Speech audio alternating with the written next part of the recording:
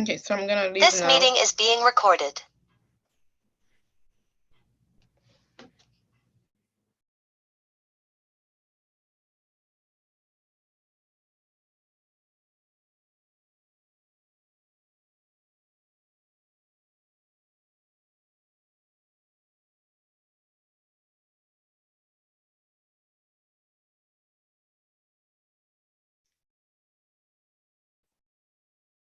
Welcome, everyone. I'm just allowing a couple of minutes for people to join in.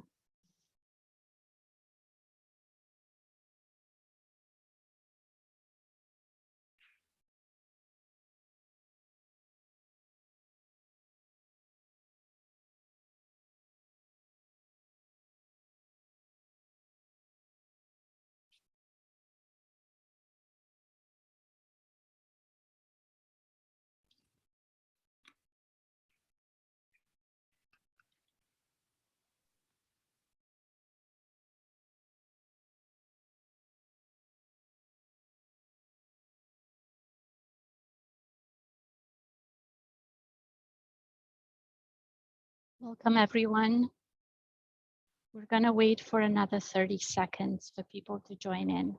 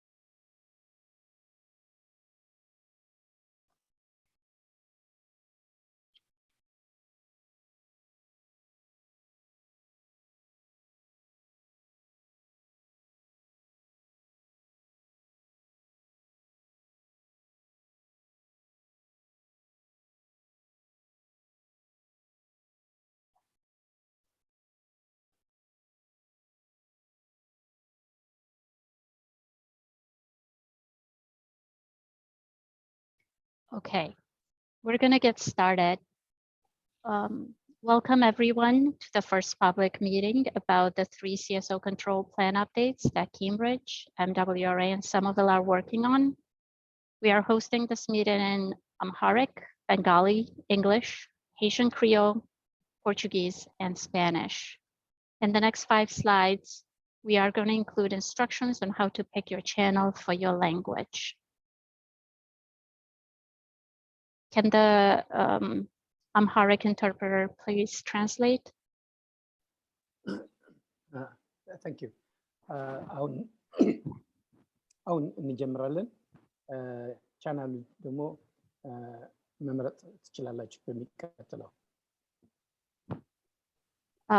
I think we're still waiting for the Bengali interpreter, but if they're here,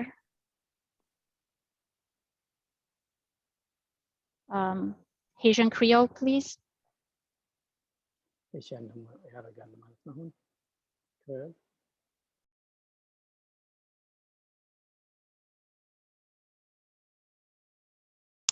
Bonsoir tout le monde, non pas M. Tommy, c'est moi qui vais faire interprète pour nous à soir. Bienvenue dans le rendez-vous public de contrôle plan actualisation. L'autre page qui va dans 5 l'autre page qui va venir là, il va expliquer nous qui gens pour gagner accès avec interprétation. Merci. Thank you. Portuguese. Boa noite, bem-vindo a todos. Estamos aqui na nossa primeira reunião pública do controle do transborde do esgotamento do nosso plano. Vamos estar providenciando interpretação, então aguarde os próximos slides que vamos estar passando as informações de como você poder entrar no canal de português. Muito obrigada. And Spanish. Hola, ¿qué tal? Buenas tardes. Estamos en la reunión pública número 1 de la actualización del plan de control de la SCO. Ahorita le van a recibir instrucciones de cómo acceder a la interpretación simultánea a través del canal de español en las próximas diapositivas. Gracias.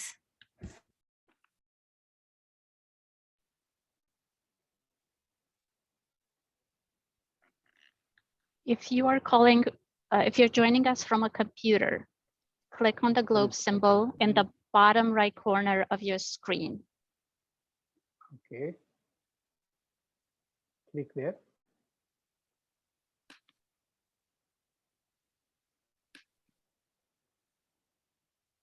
Whoever's click next, who sees the write-up, please translate.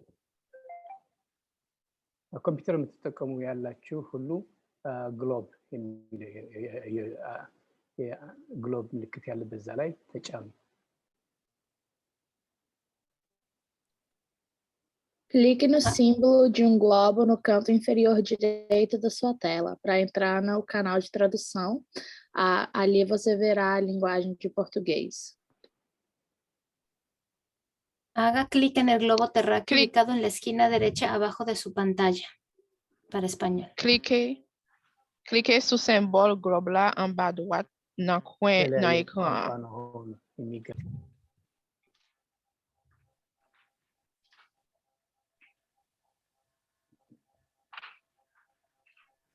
Then select the option for the language you speak. Remember, if you speak English, you have to pick English from one of the channels.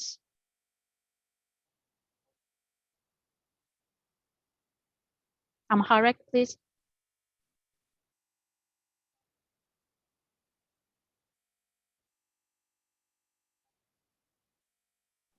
I don't see Amharic here. Do you see?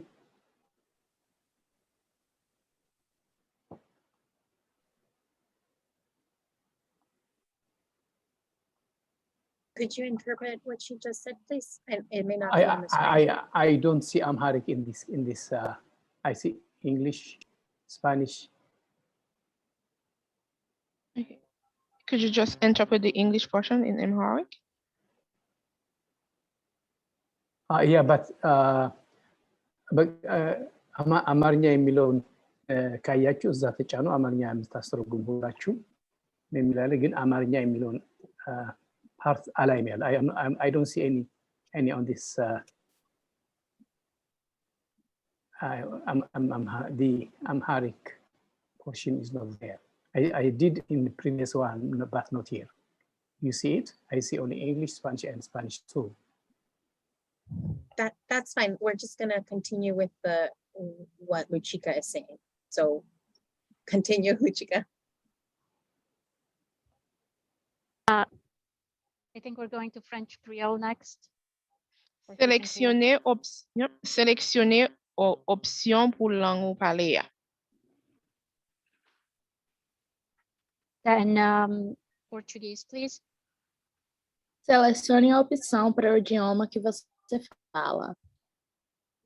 And Spanish. Seleccione la opción para el lenguaje que usted habla, en este caso español. If you are calling from a smartphone, click on the three dots in the bottom right corner of your screen. ስማርትፎን የምትጠቀሙ ካላችሁ ደግሞ ሶስት ነጥቦች ያሉበት እዛ ላይ ክሊክ አድርጉ። ስማርትፎን የምትጠቀሙ ካላችሁ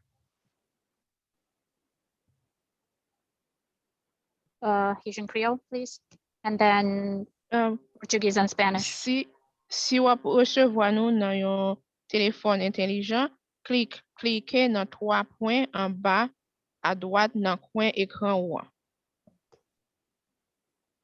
Se você estiver entrando nessa reunião através do seu aparelho de celular, clique nos três pontinhos no canto inferior direito da sua tela. Si habla de un teléfono inteligente, haga clic en los tres puntos ubicados en la esquina derecha abajo de su pantalla.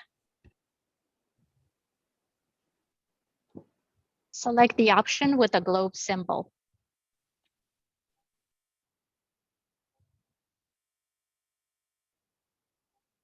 Amharic, please. ግሎብ ምልክት ያለበት እሱን ተጫኑ። Haitian Creole and then Portuguese and Spanish. Sélectionnez option qui a symbole globe là. Selecione a opção com símbolo de um globo. Seleccione la opción. Se me fue. Oh, Seleccione la sorry. opción del globo. Selecciones la opción con el símbolo de globo. And last step, select your language, press done in the top right corner. Amharic, please. መጨረሻ ላይ ቋንቋውን ምረጡ። ቋንቋ የሚገኘው ልክ በኮርነሩ አካባቢ ነው ያለው። አማርኛ የሚለው ነው በዚህ አጋጣሚ የምትመርጡት። Sélectionnez langue, pesez done, fini, en l'air à droite dans le coin. Selecione seu Done. idioma e aperte Done no canto superior direito. Seleccione su lenguaje, presione Down arriba en la esquina derecha de su pantalla. Thank you, everyone. እሺ አመሰግናለሁ ሁላችሁም። ዳን የሚለውን የተጫናችሁት አመሰግናለሁ። Okay, Victoria, can you please start the channels? Sure.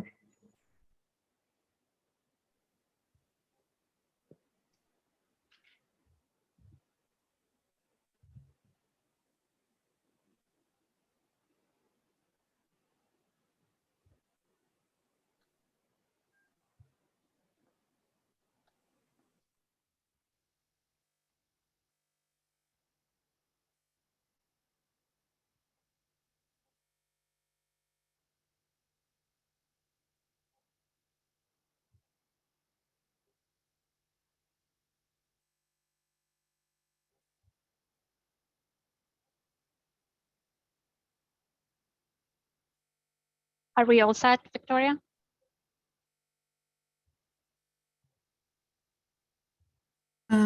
Yes, I've turned on interpretation.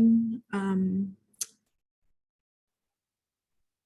just waiting for the Bengali interpreter. Victoria Shanda starting. I have not seen anything come to me as yet for me to select Asian Creole. This is Shanda. Okay, let me take a look. Okay, so if the interpreters could please use the chat function to chat the city of Somerville with any technical issues, she will help, and we will start the presentation because we have a lot of participants. We want to make sure that we go through as many questions as we can possibly get to.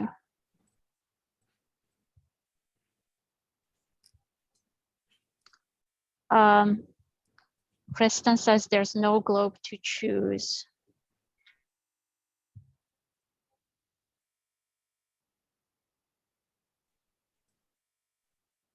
Victoria, do you need to open it again?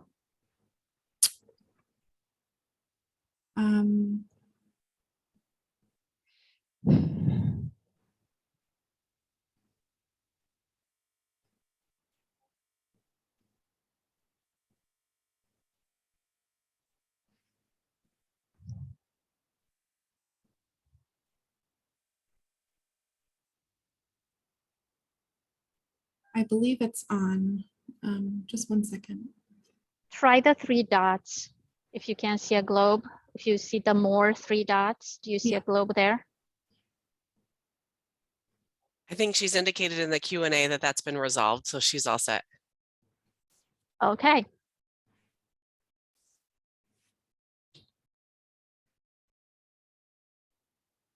Sounds good. I'm going to start the presentation.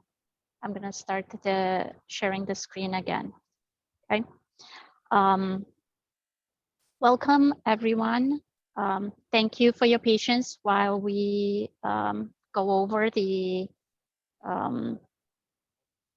interpretation channel technical difficulties. And most of all, thank you for taking your time this evening to come learn about combined sewer overflows. Last time I checked, more than 260 people registered for this meeting. I will be speaking slower than my usual to allow the interpreters to translate. And I am encouraging everyone who ends up speaking to do the same. This is the first meeting in a series of meetings we are hoping to host in the next 1.5 years. This meeting is aimed at laying the background and the next steps for our tremendous work that we will be doing for controlling combined sewer overflows.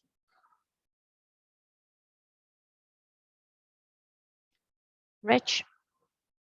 Thank you, Ruchika, and thanks to everyone for attending this meeting and bearing with us as we get through some of the technical upfront things. Clearly, as is demonstrated by this lengthy introduction, the cities of Cambridge, Somerville, and MWRA are committed to this public process and making it as inclusive as possible. This is a very important planning endeavor that we're launching here. And we want to make sure as many people are aware of it as possible and are able to participate in it. My name is Richard Raish. I am the Director of Infrastructure and Asset Management in the city of Somerville. IAM was created about 3 years ago, acknowledging that there is a lot of work to be done on all of our infrastructure systems, the sewer system inclusive, and that remedying the combined sewer overflows, reducing flooding, and dealing with our aging sewer infrastructure is a top priority for the city. As such, as director of IAM, I report directly to the mayor, and we are empowered to embark upon this mission. As you might tell from the opening of this, we have a small army of support staff here from the cities of Cambridge and Somerville and MWRA. We've got a number of consultants listening in that will be assisting us as we develop this long-range plan. But at the top, I did want each one of the three of us to introduce the core city team that will be working on this project for the next couple of years. With me is Luchika Hiller, our stormwater program manager. And we also have Brian Postlethwaite, our director of engineering. Brian, if you turn your camera and wave. We do have a large number of other people here, but in the interest of time, I'll just make that introduction. And I'd ask that Kathy Watkins, Cambridge's city engineer and assistant director of, assistant commissioner of public works, introduce herself in the core Cambridge team. Hi, thank you. So again, Kathy Watkins, Assistant Commissioner for Engineering here at the City of Cambridge, and we're super excited to be kicking off this process and really looking forward to a really complex discussion tonight.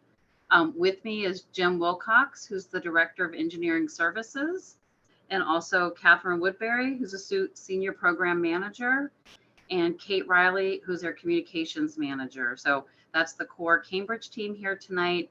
And then we also have a number of consultants that are working with us, and depending on the questions, we may be pulling them in to help us follow up with folks. So again, really welcome. So I will turn it over to MWRA. I don't know, Brian, if you want to introduce the MWRA team. Sure, thank you very much, Kathy. I'm Brian Komboska. I'm the Assistant Director of Engineering at the MWRA. Very excited to be here tonight. And with me, we have our Executive Director, Fred Lasky, has joined us this evening, as well as Chief Operating Officer, David Kopis. Betsy Riley is also on the call. She's our Director of Environmental Quality, and Wendy Leo is our Senior Program Manager in Environmental Quality as well. So I will turn it back over to Luchika, I believe. I'll take it, Brian, thanks. Okay. So on our outline for tonight, there are just a few more logistical slides to get through on operating Zoom. We then have a presentation which runs about 25 minutes long, We want to be mindful that there are people here of varying degrees of familiarity with combined sewer overflows. So we're striving with this to bring everybody onto an equal baseline of understanding and also give point the direction in which this team will be going for the people who have been following this for a long time. We will then have a question and answer session. We'll start off answering some questions that were delivered via email prior to the meeting. And then we'll have live questions and answers for as long as we can go. I do want to point out that we only have the interpretation services until about 8 o'clock. So when we get into the live Q&A, I think we would like to prioritize non-English language speakers. So in the Q&A button, please identify yourself by name and the language in which you would need interpretation so that we can help prioritize those questions. Thank you. So more meeting guidelines. This meeting is being recorded and the chat function has been enabled for you to reach us for any technical issues you might experience. Please try and ask your questions at any time using the Q&A feature and raise your hand if you wish to ask questions. In the interest of time and to allow for our interpreters to get to as many questions as possible, as they have to leave at 8, we will restrict the time that we can allow any one person to ask questions. We have more than 150 people register.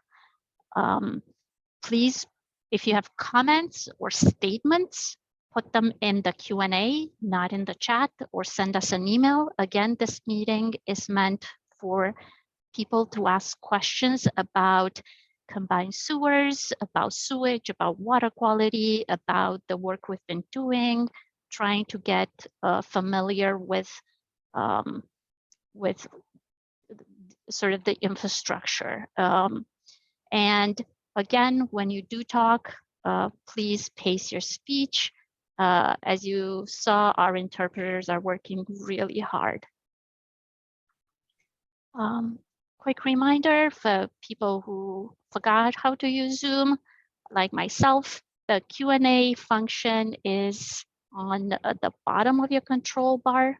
Click the Q&A button and type your question in the bottom of the Q&A window and click send to submit your question. To raise your hand, click the raise hand button on the webinar controls toolbar. And when your question has been asked, please remember to lower your hand by clicking that same button. If you are calling in from a phone, dial *9 to raise your hand and dial *6 to unmute and mute.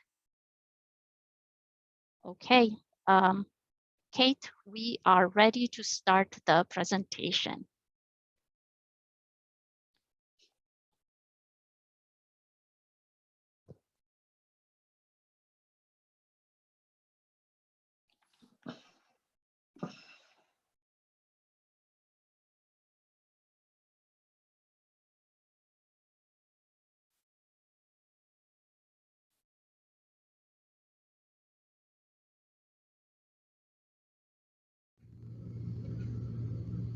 Hi, and welcome to the first joint public meeting on the Combined Sewer Overflow Control Plan update for the Alewife Brook, Mystic River, and Charles River. Throughout the presentation, we'll use CSO as a shorthand for Combined Sewer Overflow.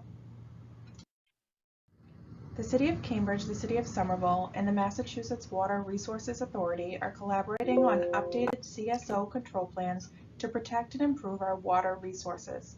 To the right, you can see the full MWRA sewer service area shown in blue in the cities of Cambridge and Somerville highlighted within the MWRA service area. This presentation will focus on providing an introduction and overview of the activities involved in the CSO planning process. Future meetings will include detailed discussions on the plan development. The current schedule for submitting the draft plans is June of 2023 and December of 2023 for final plans.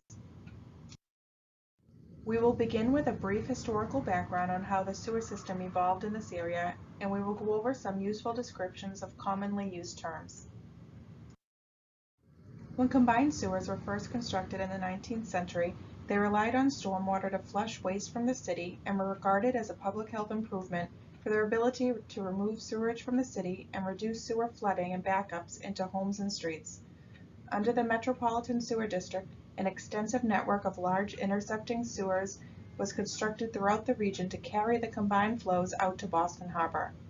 The combined stormwater and wastewater was routed directly to the harbor without treatment and over time posed a serious public health risk and was devastating to the health of surrounding water bodies.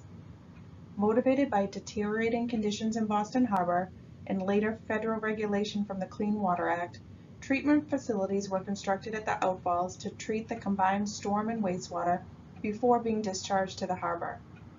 However, because of the sharp increase in flows that can be seen during storm events, the sewer system reached capacity and combined sewer overflows were common before the implementation of the original long-term control plan.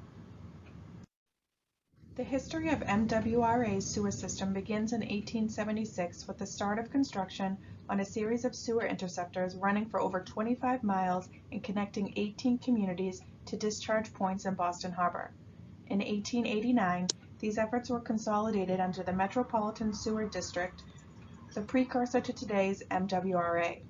At this point in time, all sewer networks piped combined stormwater and wastewater flows away from communities to discharge directly into Boston Harbor at Nut Island or Moon Island.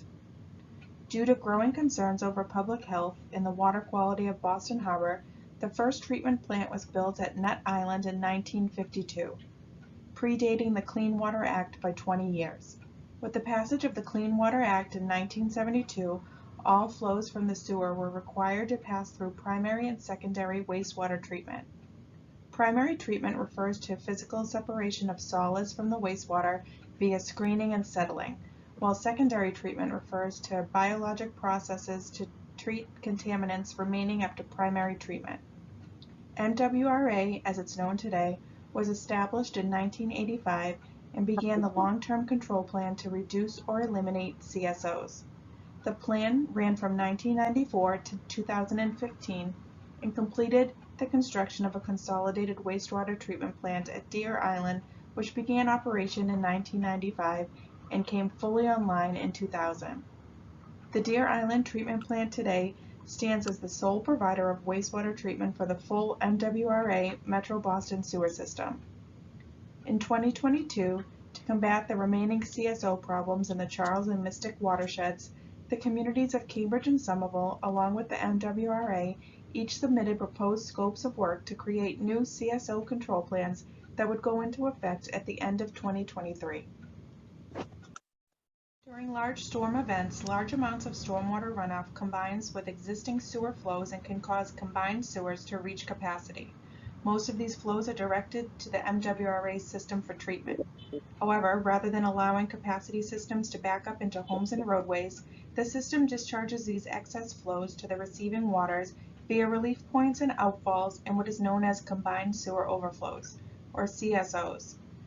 Cambridge's sewer system is approximately 55% separated, where sewer discharges to the MWRA for treatment, and the separated stormwater discharges directly to the Alewife Brook or to the Charles River. Similarly, Somerville's sewer system is approximately 10% separated, with stormwater discharging to the Alewife Brook or Mystic River. A CSO control plan is a document required under the National Pollutant Discharge Elimination System permit that regulates combined sewer overflows. The plan lays out a series of projects and a schedule that demonstrates how a permittee will meet water quality requirements. In Massachusetts, this permit is issued by the Federal Environmental Protection Agency and the Massachusetts Department of Environmental Protection. Once a CSO control plan is approved and implemented, Any remaining CSOs should not prevent the water quality of downstream water bodies from meeting water quality standards. Proposed projects included in the CSO plan must demonstrate that the projects will meet water quality standards in a typical year. The MWRA's original CSO long-term control plan was developed for the metropolitan Boston area, including the Charles and Mystic River CSOs, and set a goal for the average number and total volume of overflow for each outfall location. Following over 25 years of major investment, the long-term control plan was successful in reducing the CSO volume discharge by 87%, permanently closed almost half of the CSO outfalls, and provided treatment for 93% of the remaining overflows. The MWRA spent $911 million and completed 35 distinct projects. While successful in many ways, there are still a few projects and evaluations underway to reduce CSOs further at several sites to meet the activation and frequency goals of the original long-term control plan. This slide shows projects in the Charles River that were completed as part of MWRA's long-term control plan. In the upper part of the project area, above the Boston University Bridge, 4 of the 6 CSOs were permanently closed or are pending further hydraulic analysis. The maximum number of overflows from any open overflow in an average year was reduced from 19 to 8 spills. In the lower part of the Charles River, 6 of the 13 CSOs were closed, and the number of overflows in an average year was reduced from 39 to 2 spills. Overall, the volume of combined sewer overflows were greatly reduced, and most of the remaining CSOs are screened and disinfected at the Cottage Farm CSO treatment facility. The cost of all of the CSO projects in the Charles River was about $90 million. This slide shows projects in the Mystic River watershed that were completed as part of the long-term control plan. In the Alewife Brook, half of the 13 CSO outfalls were closed. The maximum number of overflows from any open CSO in an average year has been reduced from 20 to 8 spills, and the volume of combined sewage spills was reduced from 26 to 6 million gallons in an average year. In the Upper Mystic, above the Amelia Earhart Dam, 2 of the 3 CSOs were closed, leaving only the treated discharges from the Somerville Marginal CSO facility. The number of overflows from this remaining CSO in an average year was reduced from 9 to 5, and the CSO volume was reduced from 7.7 to 4.5 million gallons. The CSO projects completed in the Alewife and Upper Mystic River was over $215 million. An additional project has been undertaken to further reduce overflows from the Somerville Marginal facility as part of the original CSO control plan. Most receiving waters in metropolitan Boston, where CSOs were not eliminated, such as Boston Inner Harbor, were designated about 20 years ago as allowing limited CSOs, which impair water quality for only short periods of time and in very small areas. Additional CSO control beyond the long-term control plan is not required. Certain bodies of water, including the Charles River Basin, the Alewife Brook, and the Upper Mystic River, were given a variance from state water quality standards to provide more time to work on improvements. Regulatory agencies decided not to change the water quality classifications of these water bodies. Variances are allowed when discharges do not meet the requirements of the Clean Water Act, but the owners of the CSOs are working toward that goal. The current variances end on August 31st, 2024. With that history in mind, we will explore some factors for consideration as we move forward to create updated CSO control plans. Projects to separate combined sewer systems must also consider and ensure that separated sanitary and stormwater systems are designed to manage increased and new discharges. Sanitary sewer overflows, or SSOs, occur when a separated sewer system is overwhelmed by sump pumps, flat roof connections, incorrectly connected stormwater pipes, cracked or broken sewer lines that allow groundwater to get into the system, or sewer system blockages. An SSO can cause untreated sewage to back up and discharge to basements or into the street where it can flow into catch basins leading directly to the river. Programs to identify and remove potential blockages, maintain pipe integrity, and remove extraneous groundwater are important to ensure public health and further protect water quality. Similar to separate sewer systems, SSOs can occur in combined systems when similar blockages or system deficiencies occur, but also if adequate system relief through permitted CSOs isn't provided to manage the additional stormwater flows from large storm events. Flooding occurs when stormwater drainage systems are unable to manage the amount of rain running off surrounding properties and are limited by their ability to get stormwater off the street and into the storm system. Low-lying areas such as the Port in Cambridge and Ward 2 Union Square area in Somerville are particularly vulnerable to flooding. With climate change increasing the amount, frequency, and intensity of precipitations, the conveyance capacity of drainage networks needs to be carefully considered. Water quality is impacted by discharges from stormwater, CSOs, and SSOs. With CSO volumes during a typical or average year greatly reduced and over 90% of CSO volumes treated, including disinfection, stormwater discharges and upstream pollutant sources are responsible for the majority of bacterial loading to the Charles River. Once separated from sewer system, stormwater runoff is no longer treated at the wastewater treatment plant, so stormwater management strategies need to be developed to provide treatment of bacteria, nutrient, and other pollutants before discharging runoff to water bodies. Examples of treatment include green stormwater infrastructure and infiltration practices. In the upper Mystic River, most CSOs were eliminated and the remaining CSO is treated, including disinfection. In the Alewife Brook, however, although many CSOs were eliminated and volumes reduced, there are untreated CSOs that can have an effect on the water quality of this small water body in addition to stormwater impacts. Separated stormwater that discharges freely to the Charles and Alewife carry with it pollutants such as bacteria, nutrients, metals, and other pollutants picked up from surfaces as stormwater runoff moves towards the drainage system. Today, stormwater represents the overall greatest source of pollution for the two water bodies.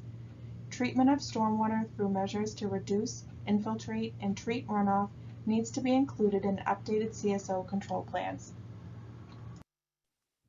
Already, our communities are feeling the impact of a changing climate with increasing rainfall intensities and extreme events, as well as increasing sea levels. It is important that our plans consider these impacts. Stormwater flooding from climate change has been studied in both Cambridge and Somerville using hydraulic and hydrologic models to predict where flooding may occur. The image on the left shows where flooding is predicted to occur in Cambridge for the 10% probability storm in 2070 from participation if we do not make any changes to our system. This image shows that primarily inland flooding with some coastal flooding along the Alewife is expected. Capacity limits in the drainage network will cause inland flooding on streets, especially in low-lying areas of the city. On the right, a similar analysis was completed for Somerville with expected inland flooding caused by rainfall. Again, low-lying areas of the city, especially along the Mystic River, are prone to the deepest flooding. A number of strategies can be taken to reduce the occurrence of combined sewer overflows. One option is to separate stormwater from the sewer system.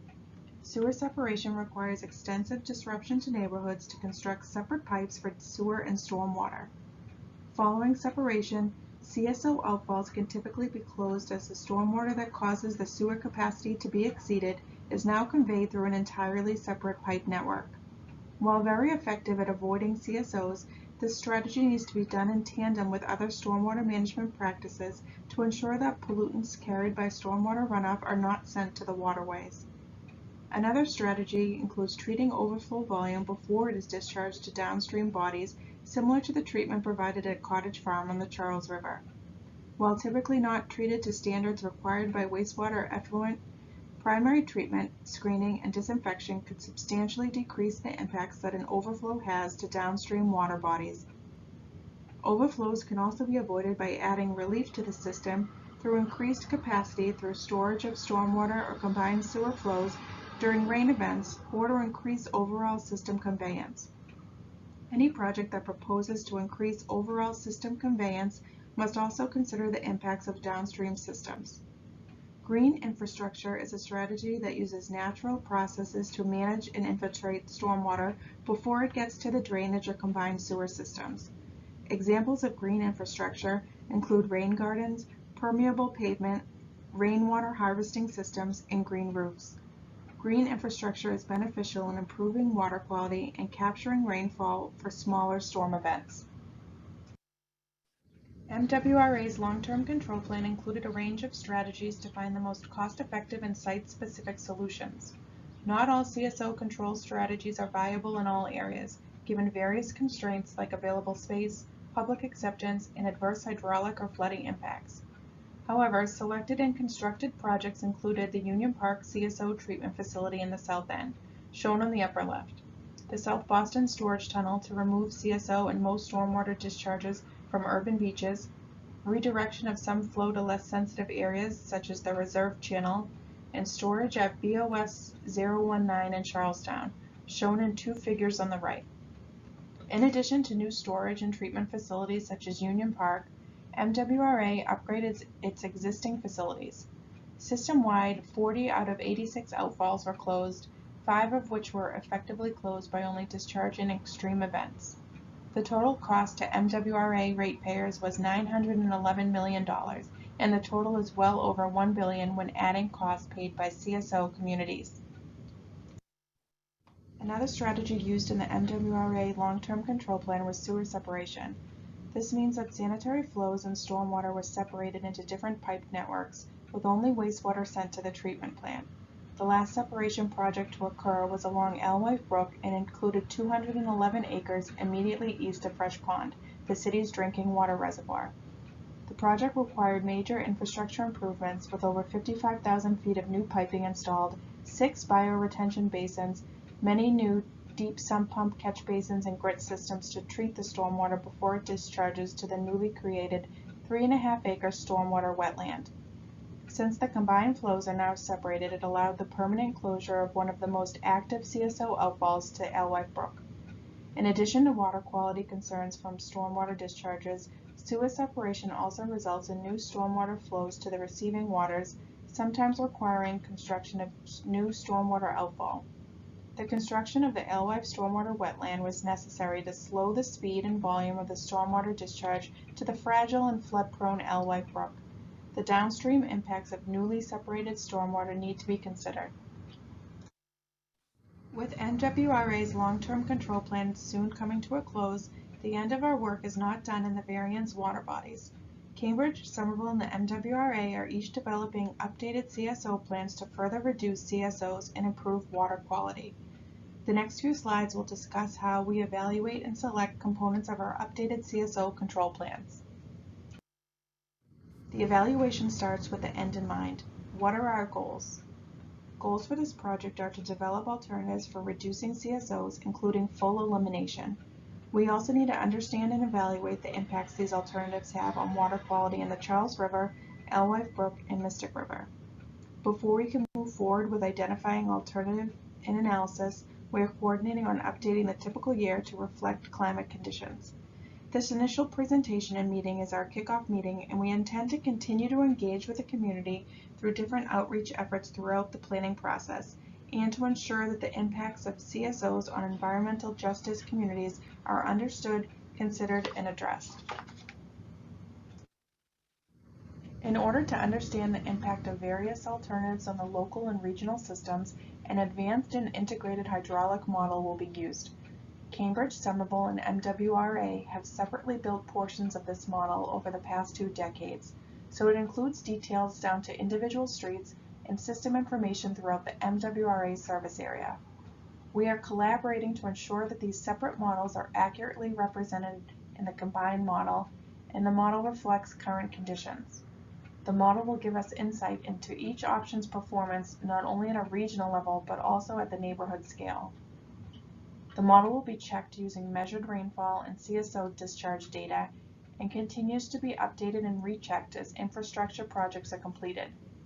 Using the hydraulic model with typical year rainfall as input allows an apples-to-apples comparison of proposed control alternatives. The typical year is explained more on the next slide. CSO control plans include goals for annual frequency and volume of CSO discharge at each outfall based on a typical year rainfall. Because actual years vary in terms of rainfall, EPA recommends that CSO system performance be evaluated using a typical year so that improvements over time can be evaluated. The typical year is not an average across all years. It has to represent not only average annual total rainfall, but it must also contain storms of various sizes and intensities, and the average number of each size storm should match the long-term average number of those types of storms. Historical rainfall data are analyzed to construct a 365-day continuous rainfall data set, and that typical year is fed into the collection system model to estimate the number and size of CSOs that will occur on average. As part of the planning process, a new typical year needs to be developed and agreed upon by Cambridge, Somerville, MWRA, DEP, and EPA. The current MWRA long-term CSO control plan used a typical year based on 1992, with storms added to make it more similar to the average of the decades leading up to the start of the long-term control plan. As we move forward to create updated CSO control plans, a new typical year based on more recent data is being developed. A long historical record such as the past 25 years is recommended to develop a robust average. In order to develop a climate-sensitive typical year, we are consulting with several climate change experts and will review with EPA, DEP, and the community. We plan to engage the public throughout the planning process. The main avenue for presentation and discussion of milestones for the CSO planning process will be public meetings. Additional outreach events will be open to all but will target historically underrepresented populations. Throughout the process, we will develop materials that will raise awareness, educate, and solicit feedback about the process. The goal is to ensure that all stakeholders affected by the plan can provide input throughout the process, and that in particular, the environmental justice communities that are most affected by CSOs are part of the decision-making process. We quickly went over a broad brush of the process to update our CSO control plans. Following this presentation, there will be a question and answer period where members of the Cambridge, Somerville, and MWRA teams will be available to answer your questions. Before we open it up for questions and answers, let's do a final review of some important dates. The schedule required by the variances directs Cambridge, Somerville, and the MWRA to each submit draft updated CSO control plans by June 30th, 2023. A comment period will follow the draft submittals, and final updated CSO control plans will be due to EPA and DEP by December 31st, 2023. The schedule is extremely tight, but we are each working to coordinate our efforts to develop our individual plans and to seek public input during important milestones. We will be hosting additional joint public meetings and undertaking individual outreach activities throughout the process. Some potential topics for joint public meetings include the development of a new typical year, how CSO control project alternatives are evaluated, measured, and ranked, what alternatives should be evaluated for CSO control and their financial feasibility, the development of what projects to include for CSO control, and a proposed schedule for implementing the CSO control plans. We have listed some possible topics to start the discussion. Please put your questions and comments in the Q&A or raise your hand if you wish to unmute to ask a question or to comment. You will also be able to submit written comments by submitting an email to the project managers in Cambridge, Somerville, and the MWRA.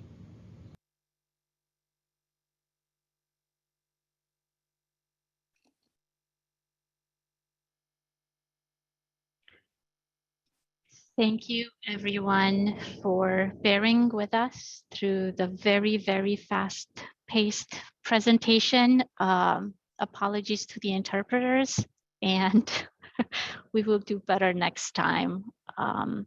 Right now, I will pass it to Catherine so we can start going through the questions that you have previously submitted. Hi, thank you, everyone. And I want to thank everyone who took the time, who was able to preview the presentation early on and submit your comments ahead of time for consideration. So we got some great questions, and I am going to try to summarize the questions that are based on various topics. So there were several questions received about water quality, and the questions about CSO and how stormwater impacts on water quality and public health, such as what else is in the water besides waste? Where can information on real-time water quality be found? Are there waters? Are these waters safe for swimming, and why? What does safe actually mean? So I'm going to turn this question over to begin some responses from. Let's see, who do we have? I think that's me and Betsy. Yes, thank you. Okay. So Betsy, I can't hear. Before you guys respond, just a reminder to slow down your speech, please, everyone. Oh, thank you. Betsy, you want to start? I'll give it a first try. So the contributions to the water quality in the Alewife Brook come from obviously the CSOs, but stormwater and the incoming flows into that brook. And our modeling has shown certainly for, there's bacteria impacts, that much of that does, the bulk of the loading does come from stormwater sources. So, but also DEP performs assessments of water quality in various stretches. And so there is a document that they publish. And one day I'm drawing a blank. It's the 303 water quality assessment. Right, the integrated assessment of the state's waters, yeah. Right. And in there you can, they do list the Alewife Brook, and just off the top of my head, the impairments for Alewife Brook include some of the nutrients, I think chloride, usually that's a road salt issue, and bacteria. And what am I missing on that? Phosphorus, actually, it's in the spreadsheet. Do you have a spreadsheet? The Q&A spreadsheet? No, Yeah. okay. I do. I'm just looking through it okay, now. so chloride, copper in the sediment, lead in the sediment, dissolved oxygen, in fecal indicator bacteria, and solids, oil and grease, PCBs and fish tissue. That's sort of a statewide thing. Phosphorus, I think. Transparency, clarity, trash. And then, so the sources, Betsy mentioned stormwater, but so how does it get into the stormwater? It's really anything that washes off the road or the sidewalks or your lawns. And I think there was a question about besides human waste, what else? So the other sources, would be waterfowl, dogs, oil on the street, and that could be sand on the street and so forth. And too much lawn fertilizer, can lead to too much nutrients. So that's some of the things. And it's not, and these are not specific to the Alewife. I mean, it could be in any water body, but the Alewife Brook being small is sometimes has a higher impact for a given load of pollutant. Should we Thanks, Lucy. Keep going on the water quality, the other water quality questions? There was a question about what does safe mean, and whether that refers to drinking. And none of the variants receiving waters are drinking water sources. And so when we talk about safe, we're talking about a risk to swimmers and boaters from the bacteria and viruses that are primarily from the bacteria and viruses that are found in human waste and animal and bird waste that might get into the water. And if you come in contact with or if you're swimming, for example, or sailboarding or something, you may accidentally swallow water, you may get it in your ear and end up with a stomach bug from that. So the way that we assess it is with looking at levels of bacteria that indicate the presence of human or animal waste. Also, I want to mention cyanobacteria. I don't know, Betsy, you want to talk about cyanobacteria? Yeah, absolutely. I'm sorry to jump in, but if you guys could just slow the pace down a teeny bit, just because remember, we've got people on the other end. Totally forgot. Thank you. Thanks for the reminder. So in addition to some of the conditions that might make the water is non-potable, it is not intended for drinking, but the presence of nutrients into these waters, again, that can come from stormwater, CSO, and other sources, can stimulate the growth of cyanobacteria. These are harmful algal blooms. And it is when levels are at a certain level, the Department of Public Health will post these areas so that you do not have contact, recommend you don't have contact, and that pets don't have contact with the water. We see postings occurring in the Mystic River and Charles River, you know, frequently in the summers, we'll see postings. Oh, there was also a question sent in about where people can get real-time information. And the best source is, I think, the seasonal flagging programs that the Charles River Watershed Association and Mystic River Watershed Association have. And I will post the links in the chat.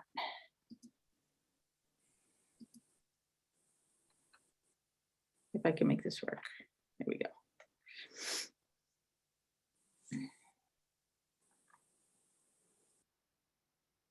Great, thank you guys. So another question, the series of questions that we received were about the typical year development. So we received several comments and questions about how the typical year will be developed and why it has been developed based on data from previous years, and how the public will be included in the typical year development as we move forward, and the importance of including climate change in the model development. I apologize, I just caught myself and tried to slow down. So if I'd like to ask someone from the Cambridge team to chime in on this. So Catherine, I will start. This is Kathy. One of the things, and we got a lot of, because we're also tracking the questions that have come in the written Q&A. And so there are a lot of questions about the typical year. And one of the things we want to just be really clear about is, and other folks can chime in more about the details of, you know, how the typical year has been traditionally done, and then, you know, potentials for ways of updating it and thinking about sort of future proofing our infrastructure. And so tonight is really kicking off this process. And so we'd love to hear from people about any thoughts you have. We don't have this is how we're going to approach the typical year. That's really something that we're working on collectively with this group, as well as experts in terms of CSO control plans, as well as climate change. And so that is an evolving discussion and will be, you know, probably the bulk of the next community meeting. So I would just sort of start with that. And I know we talked some in the presentation about, you know, the EPA guidance in terms of CSO control, looking at a typical year as a way to sort of evaluate the system. So you can sort of say, if I make this change, how does the system operate? And then also having a typical year that allows you to really evaluate water quality impacts. So I do want to say that I know we've gotten a lot of comments about this, and it's really important that we're hearing from folks about concerns or thoughts as we sort of start the typical year process, but we don't sort of have a definitive, this is what we're doing. So I don't know if Brian or anyone from MWRA has any additional thoughts about that.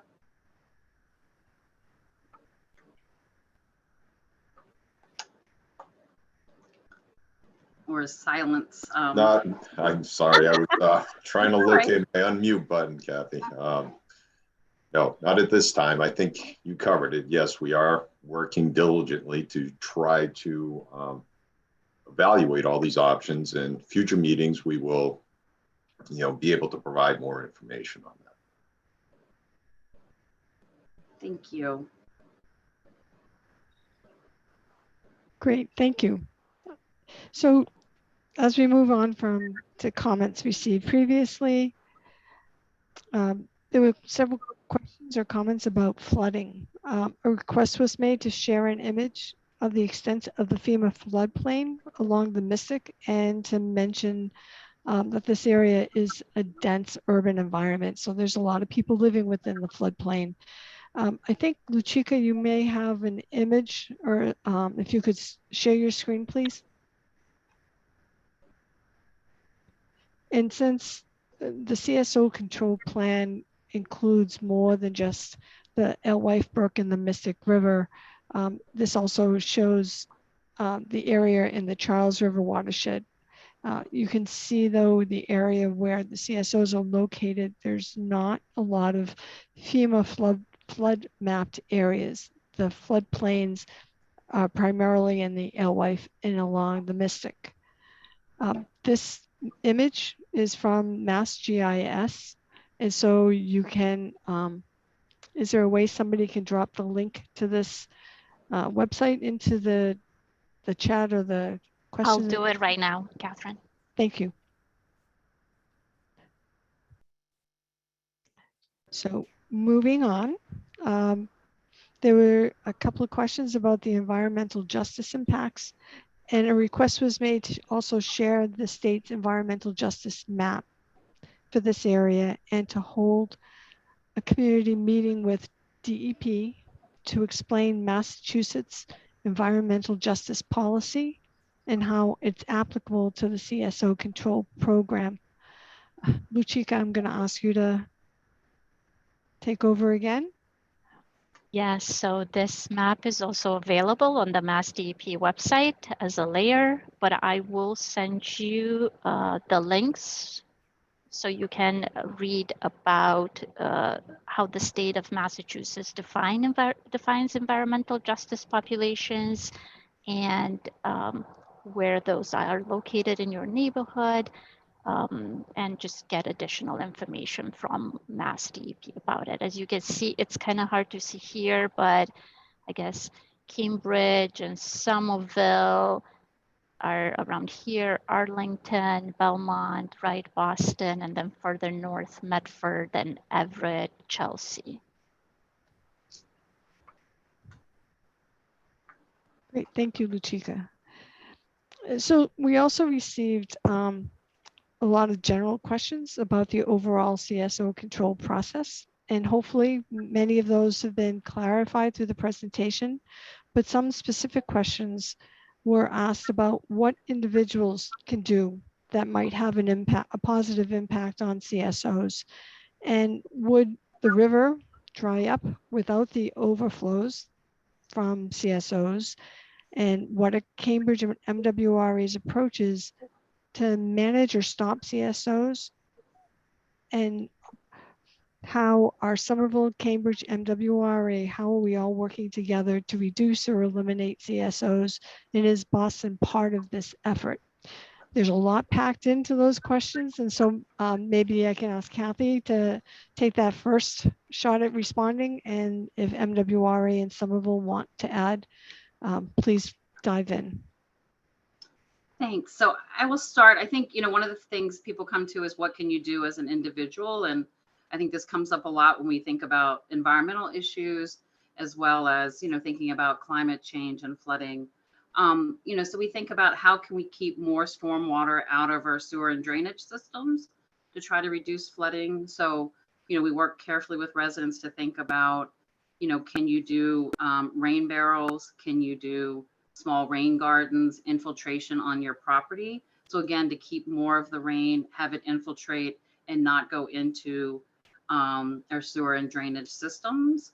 And then also thinking about some of the water quality issues, thinking about, reducing fertilizer use, managing pet waste, all of those kinds of small impacts make a big difference collectively, right? So any one of those doesn't make a big impact, but if we sort of all take small steps, it really can impact it. I will also add, one of the questions came in, written questions that's somewhat related, talking about, what about the new development in Alewife, and is that putting more pressure on the sewer system and causing more CSOs? And under state regulations, whenever there's a large new development, they have to take out 4 gallons of stormwater out of the sewer system for every gallon that they add to the sewer system. And so what that means is that those developments actually benefit the system because they're pulling, again, stormwater out of the system. So I think hopefully that is a helpful answer to that. In terms of, you know, how the communities are working together, I think that's what you're seeing hopefully here tonight, is that this really is a combined effort between Cambridge, Somerville, and MWRA. There are also a number of questions that have come up about, you know, what about the other systems that are part of the MWRA system? And then, so I don't know, Brian, if you or someone from MWRA also want to chime in a little bit. With regard to you know, us working together, obviously, yeah, we've you know, already started, you know, many meetings as a joint team, and are working towards, you know, developing a shared model, shared data, such that we can all work off of the same platform in evaluating these projects. Regarding you know, other MWRA systems, I know there's been some questions about you know, additional capital projects and whether we're considering those in terms of impacting CSOs. And you know, I think the MWRA has obviously spent, you know, a large sum of money to work on our CSO issues over the past, you know, 3 decades.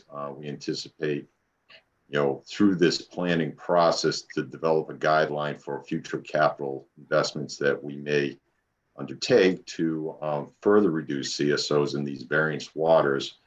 You know, I guess I would point out that, you know, CSOs are very local in many situations. If you know, investments, you know, far on other portions of the MWRA systems or the other you know, corner of the MWRA network will have very little impact on CSOs, you know, a good distance away.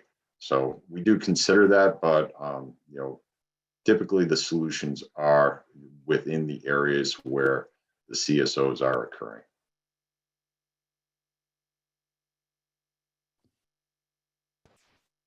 Great. And then I have one, unless there's other things that people wanted to add, there's one final series of questions that were. Sorry, Catherine, I just wanted to real quick address the, will the river dry up without the overflows? And I just wanted to say no, that the volume of combined sewage is quite small compared to the volume of any of these receiving water. And to Wendy's point, I think it's also important to realize at least Somerville hasn't had a CSO on the Alewife since October of last year. I don't know if Cambridge or MWRA have, but the CSOs are not the primary source of water or pollution in the Alewife.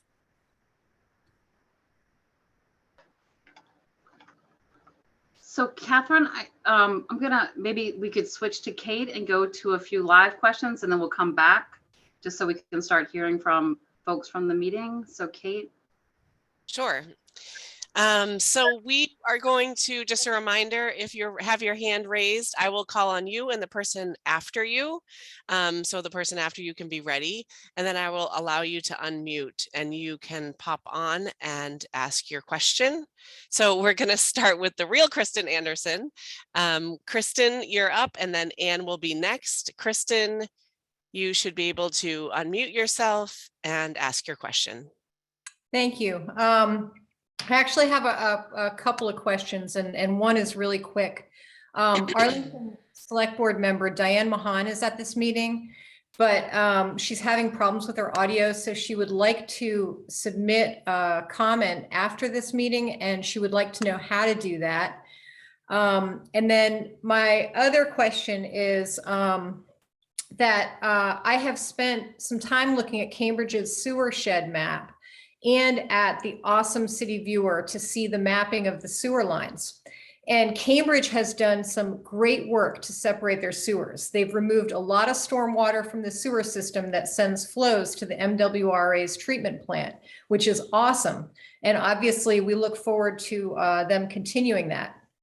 However, and hopefully this isn't too technical, but however, both in the quad and at Mass Ave in North Cambridge, the separated sewer pipes have are joined with combined sewer pipes just upstream of MWR 003 and CAM 401A, the alewife conduit, and CAM 401B, CAM 001, CAM 002, and Somerville's out of compliance some 001A, the North Cambridge sewers on and besides Mass Ave.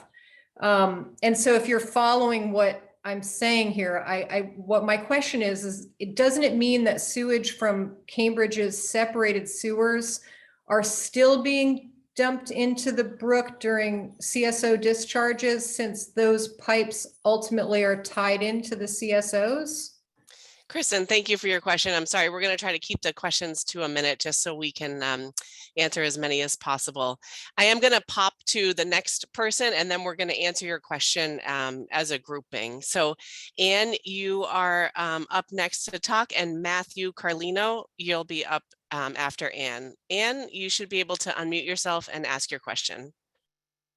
Hi, I'm Ann McDonald. I live in Cambridge, across the street from Alewife Brook, right near the CAM 004 that got separated. I lived through 2 years of sewer separation construction, and also was rejiggered to the 100-year floodplain from the 500 new modeling. And I really follow on Kristen's question about, I thought we lived through this because it was going to make an impact, but now I'm seeing that MWRA outfall seemed high, and I still don't understand, if we're at a grade D right now for alewife, what's the goal and when will it not smell, and what's the length of time of this next plan? So I'm just not, so I'm assuming whatever's in alewife would be what floods me if I'm in that floodplain, but I just would love to understand these relationships that Kristen articulated much better than I. Thank you, Anne. Matthew, you will be up next, followed by Michael Quinn. Matthew, you should be able to unmute yourself and ask your question. Hi, thank you very much. My name is Matthew Carlino. I live in Gilman Square in Somerville, a neighborhood that has a lot of sewage overflows out of the storm system when it rains. My question is related to green infrastructure. We received a draft of the Somerville implementation plan for CSO management a couple months ago. And I wanted to point out that there's tremendous economic advantages to GSI, along with community and environmental benefits. City of Philadelphia has, in a triple bottom line assessment based on EPA guidance, determined that they would have a 28 times ROI versus traditional infrastructure, a $2.8 billion return on investment. The city of Lancaster, Pennsylvania determined that their GSI, green stormwater infrastructure solution, would be 45% less than traditional stormwater infrastructure. And Portland, Oregon is on track to manage 51% of their stormwater volume with green stormwater. All of these cities have overarching broad GSI implementation built into their plan, and there's a lot of other benefits, including less tax on the MWRA facility. And what I'm trying to figure out is, why don't we have a regional plan to manage a lot of this with green stormwater infrastructure? Everything from road pavements, fixtures, to rain gardens, tree trenches, all of that. Thank you, Matthew. Sorry to cut you off. We're just trying to keep it at a minute. Thank you for your question. Michael Quinn will be up next, followed by KA5. Michael Quinn, you should be able to unmute yourself and ask your question. Yes, thank you. This is Michael Quinn. I'm an Arlington resident, town meeting member. My question is, as I understand this process, Arlington doesn't quite get the same seat at the table that Cambridge and Somerville and the MWRA get, based on the recording that I watched, that we all watched, and statements from people tonight. And what I'm wondering is, when the Alewife Brook floods, raw sewage goes into the yards and residences of Arlingtonians. And what is the best way for the affected people to get an equal seat at the table in the process of this? I know the gentleman from Somerville said, it hasn't happened since October of last year. If it's coming into your house, October feels really recent. Thank you. Thank you, Michael. KA5, you'll be up next, followed by Beth Malofchik. KA5, you should be able to unmute yourself and ask your question. Can you hear me? Yes, we can. My name is Aram Holman. I am an Arlington resident. My initial experience with this dates back to about 20 years ago when the first of these 4-year permits was initiated. Two comments. One is that the Arlington lacking a seat at the table, the EPA regulations are supposed to result in the ending of any discharge of sewers into waters of the United States, regardless of which community they affect. And I hope you're working towards that as an end. Second, when this was started 20 years ago, out of a range of options ranging from 0 to 150 million bucks, a mid-range option for about $75 million is what Cambridge committed to. And that was done partly on the basis of technical feasibility and benefits, and partly based on the rationale that to spend more would be an undue financial hardship on the city of Cambridge. I would like to have this group eliminate financial hardship as a consideration. If you take a look at the Cambridge City Manager's Report, over the last 5 years alone, Cambridge's assessed property tax revenue has gone from $44 billion to $64 billion. That is an increase of just under 50% in the last I'm so sorry to cut you off, but we've gone quick over. Quick end only. Quick Yep, end very only. quick. Cambridge can afford it. It's time to get this done now and not take another 20 years. Thank you. Thank you. Beth, you're up next, and then we'll take a pause and we will answer some of these questions. So Beth, you should be able to unmute yourself and ask your question. So, Beth Malofchik, I'm an Arlington resident and I'm a town meeting member. And I thank Michael Quinn and Aaron Holman statement. Oh, Beth, you're kind of going in and out. Would like to know and get a seat at the table. And I would like for one of the members of the panel to say, please state publicly, can you please state publicly tonight how many millions of gallons of raw sewage entered the Alewife Brook? Can you hear my statement? Yeah, we can hear you now. Yep, you're just Thank going you. in and out. So I would appreciate the panelists stating tonight how many millions of gallons in 2021 of raw sewage entered the Alewife Brook. I'd like to know when Arlington gets a seat at the table. I'd like to know when the environmental justice community in East Arlington has this solved. I mean, it's 2022, for God's sake. This is untenable, unacceptable, and we are looking to you, the professionals, to solve this, to close the CSOs, not temporarily, permanently, close them. Will Alewife Brook be dechannelized? Will there be more green infrastructure to solve this problem, to ameliorate the problem, and to really address the quality of life issues and health issues and public health issues for the residents of East Arlington and the abutting communities in Cambridge and Somerville? Thank you. And again, I look forward to when it's stated publicly, the number of millions of gallons, as well as when Arlington gets a seat at the table. Thank you very much. Thank you, Beth. Okay, so we're going to take a pause there and we're going to answer some of those questions. I'm going to pass it along to Kathy to get us started. Oh, Kathy, you are muted. I think Catherine was going to pull in some of the questions, summarize, and then pull us in. Catherine? Sorry, Catherine. It's okay. The number of questions we just heard range from sewer separation, our separated areas are dumping into combined sewer systems. And so let's take that one as a first question. There wasn't a lot of overlap in these questions. They range from sewer separation questions, water quality, public participation, and feasibility, financial feasibility. So if somebody wants to start with, maybe Kathy, you could discuss Cambridge's existing combined sewer system and separated sewer system in the alewife in terms of what the Cambridge's approach has been as we do infrastructure projects.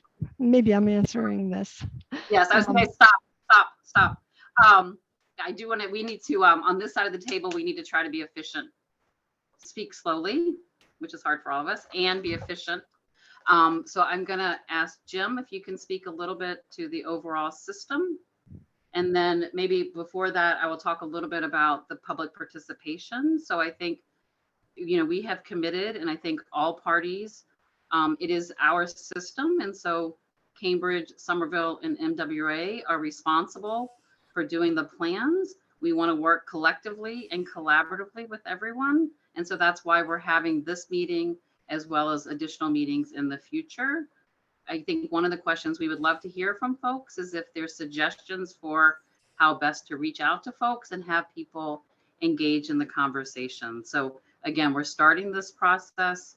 And I would say similarly with some of the questions that came in about, have you considered this type of improvement or green infrastructure or this type of sewer separation? That's really going to be the plan that we're all working on over the next year, is to understand what the options are, what the cost of those are, what's the best way to really, improve water quality, reduce flooding, and manage all these things that we all collectively want to work together on. But in terms of the specifics of the system, if I could ask Jim Wilcox maybe to speak to that. Sure. It's an interesting observation that was made looking at our GIS, because yes, there are a number of individual streets and neighborhoods in Cambridge where there are separated storm drains and separated sanitary sewers that eventually flow downstream and connect into a combined system. Those areas are areas where sewer construction was done over the years. Most of the locations where we have that type of setup were done as part of the WPA program in the 1930s. So they did the work on the individual streets, but the really hard part of it is once those all get downstream, getting that separated stormwater to either the Alewife Brook or Charles River. And part of our sewer construction programs in Cambridge is sort of finishing that work up where the individual streets are done, but the last piece of it is the final separation and having the sanitary sewage go to the MWA system and the separated storm water to go to a receiving water body. And then I don't know, Brian or MWA, if you can respond to the questions about the total volumes. I'm sorry, I don't have that information handy, but if MWA could respond to that. Yes, Kathy, I can take a stab at that one. So the MWA Cambridge and Somerville employs meters within our collection systems to try to measure CSO discharges, which is sometimes a very difficult thing to do. We also employ hydraulic models to try to estimate these flows. I think the question was asked, well, how much went overboard in 2021? I mean, before I say that, 2021 was an exceptional year in terms of rainfall. It was the wettest July on record. So, when we develop a plan, the plan doesn't, the plan that we developed was not for an extreme year or an extreme event. That said, 2021, with the models and the meters that we had in place, we predicted or estimated that there was I believe it's 51 million gallons of discharge to the Alewife Brook. MWRA and others correct me if I'm wrong. That said, as well, there were prior years, if you want to go the other way, where we had drought conditions. So, for example, I think it was 2016, 2015, there were very low CSO discharges to the Alewife Brook. These were very forthcoming with information. This information is contained within our annual CSO discharge report for 2021. And there's reports going all the way back to, I think, 2015 or even earlier than that, which document the progression of CSO discharges over the years and how things have increased, decreased based on rainfall. And we do comparisons in each of those reports to our typical year. How much rainfall occurred that year and how did it compare against the typical year?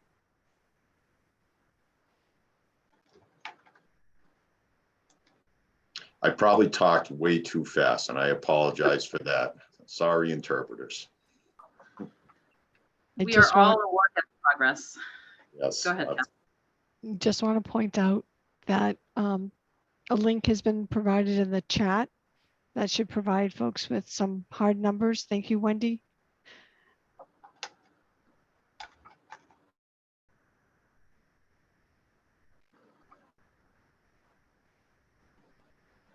So I think, Did we answer the question about how people can submit comments after the meeting?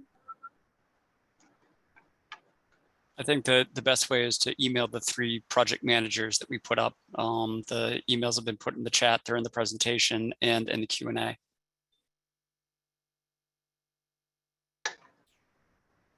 and then the last question that I believe wasn't addressed yet was the financial hardship. Should be better defined or not be a factor in CSO control alternatives. And so I know that is one of the project meetings we will have with the communities, is to talk about alternatives, how those alternatives are evaluated and how much they cost and what is considered financially feasible or not. I mean, so that was I think we covered all of the questions that we just heard. So Kate, back to you. Sure. So we were trying to group questions in order to get as many people able to speak as possible. We don't have as many raised hands as we anticipated, so let's go to a one-to-one. If you want to ask your question, we will then answer it. I just ask that you please try to keep your question to 1 minute. I'm going to be a little bit more strict with that and just try to keep your question as simplified as possible. Kate, So, can I interject for a second? It's 7:30 and we only have our interpreters until 8. So I want to allow a little bit of time for people that are non-English speakers to answer their questions.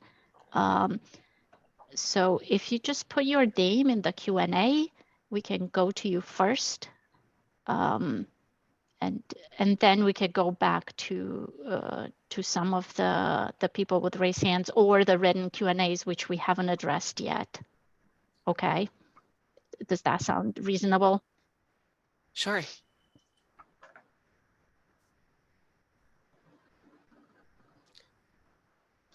I don't see any coming into the Q&A. Haley has his hand raised. I think he's an interpreter. Oh, yes, you can go ahead and unmute yourself. Haley, if you have a question. Do you have a question from an interpreter? I mean, from an attendee?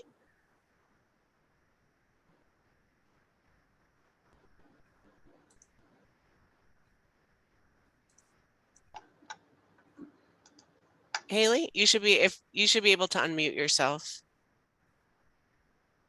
He's to switch channels. He needs to change from into English. Yes.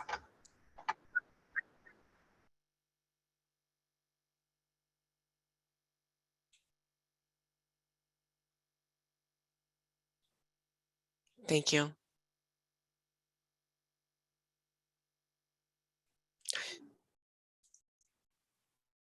Okay, not seeing any come in. Luchika, should we go back to the raised hands?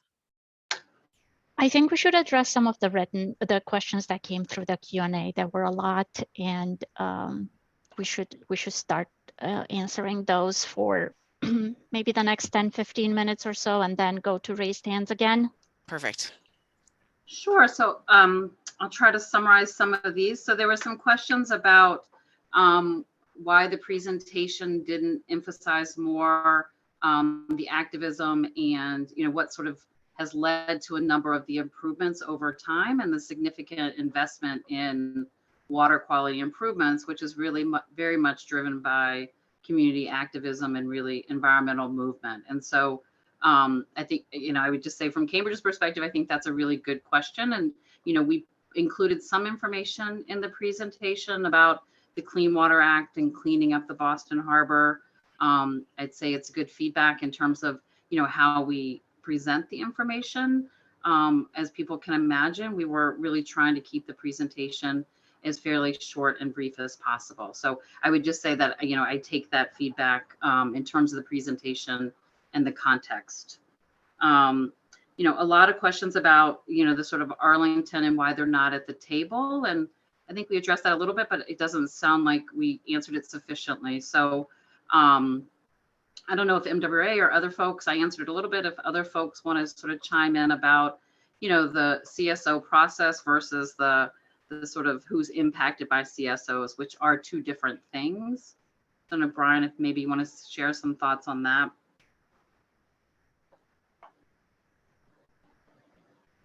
Not quite sure of the question, Kathy. Maybe you could rephrase it for me. So, I mean, I think the question is, there's, you know, a lot of folks in the room, the virtual room from Arlington, that feel very strongly and committed to this issue. And I think there's a sense that really want to be at the table and participants in this process. What I would say is that, you know, again, since it's Cambridge's system, Somerville system, and MWA's system, we're the parties that are responsible for coming up with this plan, these plans to make improvements to our systems, which obviously have impacts in a number of different other communities, much as other communities, how they operate their systems have impact on us. And so it is this interrelated issue. I would say, again, even though Arlington isn't a legal participant in this process, they're not sort of legally on the hook in terms of the CSO control plans. Again, we are committed to this process, to really including folks and making sure that we are, you know, improving water quality, you know, looking at flooding, reducing flooding. And so I don't know how else to sort of answer that, but I don't know if other folks from the team have other thoughts. I would agree. I think through this public meeting process, you know, this is our means of hearing from other communities outside of Cambridge, Somerville, and MWRA. You know, obviously Arlington is part of the MWRA system as well. So, you know, you have our ear. We're listening. And Belmont and other communities as well. So it is this regional, you know, MWRA system is regional. And then we're also looking at our individual systems.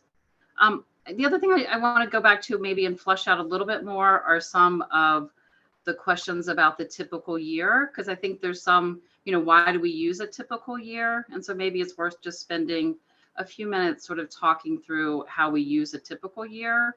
And I think it's a little bit of a misnomer in terms of what that means. So again, I'd look to sort of MWA if you folks want to talk sort of about how a typical year, you know, it has traditionally been used in CSO planning. Sure. Maybe I could call on either Don or Erica, who were very involved over the past, you know, decades, dealing with our CSO planning efforts, or our CSO, efforts to reduce CSOs. Don? Yeah, hi, Brian. Yeah, so I think it was mentioned that the original typical year for the original MWA plan that was developed back in 1997 was based on a 1992 rainfall, and it was there was a review of previous rainfall records, and as was mentioned, the intent was to try to get something that was represented an average annual condition, both in terms of the total rainfall over the course of the year, as well as a distribution of different sizes of rainfall over the course of the year. So, how many storms in the, quarter-inch to half-inch range, how many storms in the inch to, 2-inch range, and as well as looking at ranges of peak intensity, how many storms of, half an inch to inches per hour, peak intensity. So it was an attempt to come up with a rainfall series that will allow us to say, okay, this is an average annual condition that serves as a baseline that we can compare different types of alternatives against. And it's throughout the country, it's an approach used just about in any of the plans that I've been aware of or been involved in and across the country, is that is they use this approach of using an annual rainfall series to come up with a representation of typical annual average conditions. And I think, as was mentioned, we're looking at trying to update that as part of this process. There's been certainly a lot of public comment and awareness of about the need to incorporate in some degree some climate change, and whether if we're looking backwards at the historical data to establish a typical year, how well does that project into the future? And that's the sort of stuff that we're working out right now, and that I think that the hope is we can get some input from the public as well as others to get any thoughts on ways to do that. So we have been working on it, and we can continue to work on it. That's great. And I think, one of the things I mentioned earlier was that, we certainly, all of these parties have done a lot of work on climate change and thinking about what that means. And so that is also definitely part of the conversation. And again, at the next community meeting, we'll really focus, I think, a lot of time on that typical year discussion. So maybe I could just add something in terms of how that typical year, how that series of rainfall events is used. So we take that rainfall and we enter it into a hydraulic model, computer model of the collection system. That computer model then basically makes the calculations to determine how flow goes through the collection system, and when the capacity of the collection system is exceeded. So the whole process that we go through to calibrate a model and get that model so it resembles what we see out in the field at meters, at different locations. And then we apply this typical year to the model and see, okay, how does the system respond? When we're developing alternatives and evaluating on those alternatives, we'll reconfigure the model to adjust for those alternatives, run the typical year against that alternative model configuration, and see how it performs. So that's the use of the typical year as we're going through alternatives. And then after we've selected alternatives and have constructed alternatives, we'll use that same series of events to evaluate how it performs. Just wanted to make sure people understood that. I think in that context and that information, everyone should also understand that this process of using a typical year and evaluating alternatives with a hydraulic model wasn't invented by MWRA or Cambridge or Somerville. This is what CSO communities across the country use, this methodology. There's a lot of the details in how it is we will be constructing the new typical years. Kathy mentioned Cambridge and Somerville have done a lot of work on climate change, and we're looking to understand how to incorporate that into the new typical year. But this process of applying a typical year to a hydraulic model and evaluating alternatives, and then reporting that to, in our case, federal EPA and Massachusetts DEP for review and concurrence with that plan, is the way this process works everywhere in the country under the Clean Water Act. So one other question that came up in the written questions was a question about DCR and if they're part of this process. And so, you know, again, they're not sort of the legal required parties to the process, but certainly given the location of the outfalls and given the location of a number of improvements that would likely come up through this process, they would obviously be critical to the success of moving forward. So, you know, from Cambridge's perspective, when we think about the Alewife Stormwater Wetland, that's on DCR property. And so that was a real partnership between the city and DCR. And I don't know if Somerville or MWA have similar examples, but certainly given the proximity of the land, you know, to both the Charles River and the Alewife, that's really critical. And one thing I do just want to take a second is that, you know, there's been a lot of discussion about the Alewife, which is really critical. This planning process also includes the Charles River. So, and so when we talk about environmental justice communities, we also think about, you know, the port and other areas that, you know, are in the Charles River watershed. And so it's also just really important to remind ourselves that it's both the Alewife Brook and the Mystic River, as well as the Charles River. So I will continue to go through questions, but Kate, maybe if we want to go back to some spoken questions, and then I will summarize a few more of the written questions. But, and again, try to do the one-on-one, and we'll just try to make ourselves brief responses. Perfect. So Heather Miller will be up next, followed by Susan. Heather, you should be able to unmute yourself and ask your question. Great, thank you.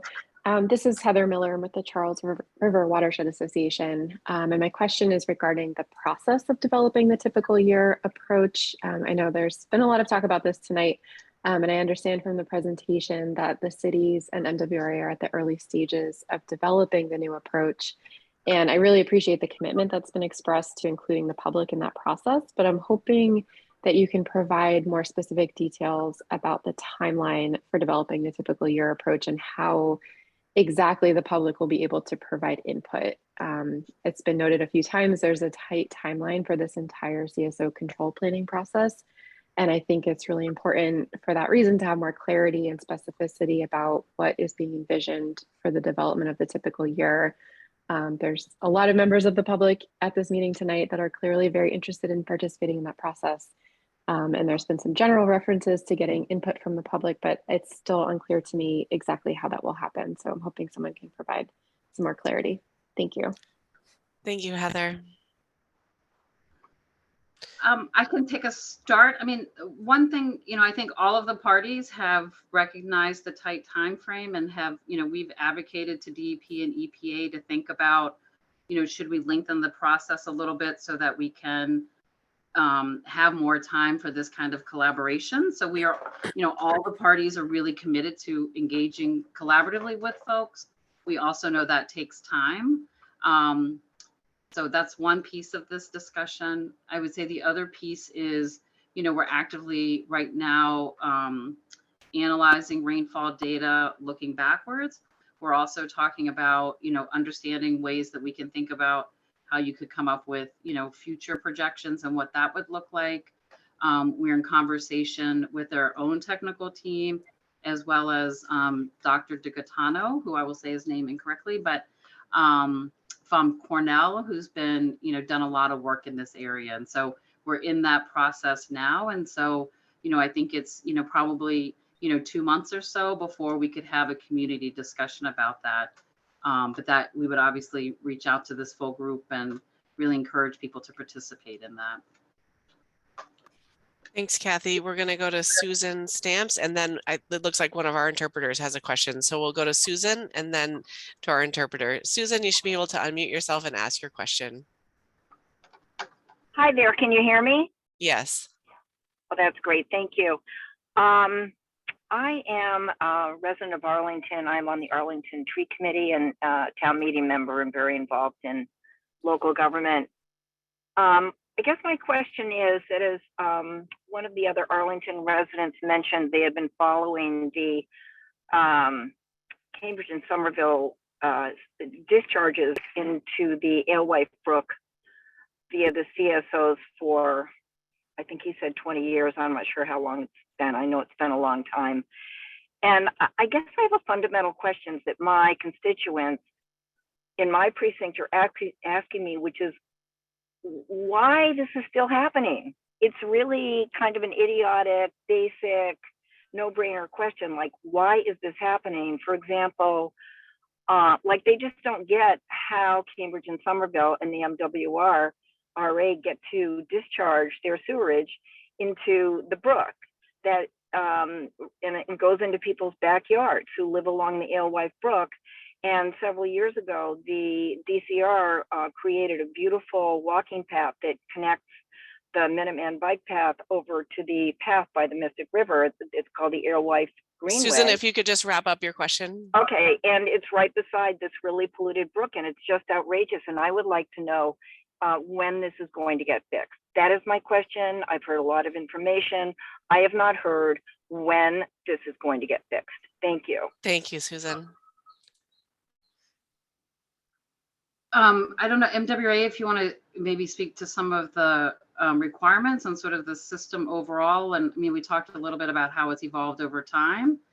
You know, I think, you know, part of this plan is to figure out what improvements can be made, what are the best improvements to make, and what's the timeline for those improvements. So that is the fundamental effort behind this planning process, is to come up with some of the answers to those questions. Brian, you want me to take a stab at it? I'll give a little of the background. So yeah, in the Alewife Brook, there are 6 active CSOs. 7 have been closed, so there has been progress in this area. But these systems, as some of the history was described, they do have combined sources of stormwater into the sewage system, and then these overflows are relief points to protect other areas, either back up into homes or into the streets where they would be more of a public health issue. That's the idea behind it. So there has been a significant amount of work since the CSO planning efforts have been underway for 20+ years, but these are not simple solutions, and they're not inexpensive solutions. And so the whole purpose of these meetings and these planning sessions is to come up with plans to further address and further control these releases. And I'll just mention that the wetland, the reason why, I mean, that's been a great success, but it required a lot of sewer separation. So basically taking the stormwater out of the sewer system and then putting it somewhere else, basically the wetland. And so stormwater can go into a wetland, but there are many concerns with the quality and quantity of the stormwater that have to be addressed, and whether that be bacteria or nutrients or other things. These are big challenges on the stormwater side as well. I think that kind of summarizes it. Yeah, thanks, Betsy. Yeah, I just add, given that it is a combined, many of these systems are combined, it's a very complicated problem. It's a capacity issue, which, basically, stems all the way back from our treatment facility. During some of these storm events that, result in CSO discharges all the way up in Alewife Brook, Our treatment facility is nearing capacity, and the facilities that convey flow to it also reach their capacity. So it's very complicated problem. We've spent a lot of money and invested a lot of resources in trying to solve it. It's and we continue to work towards that effort. But it's not as simple as just putting in an extra pipe to resolve it. Thank you, Brian. I just want to hop over to our to Haley, who is one of our interpreters, who has his hand raised. Do you have a question?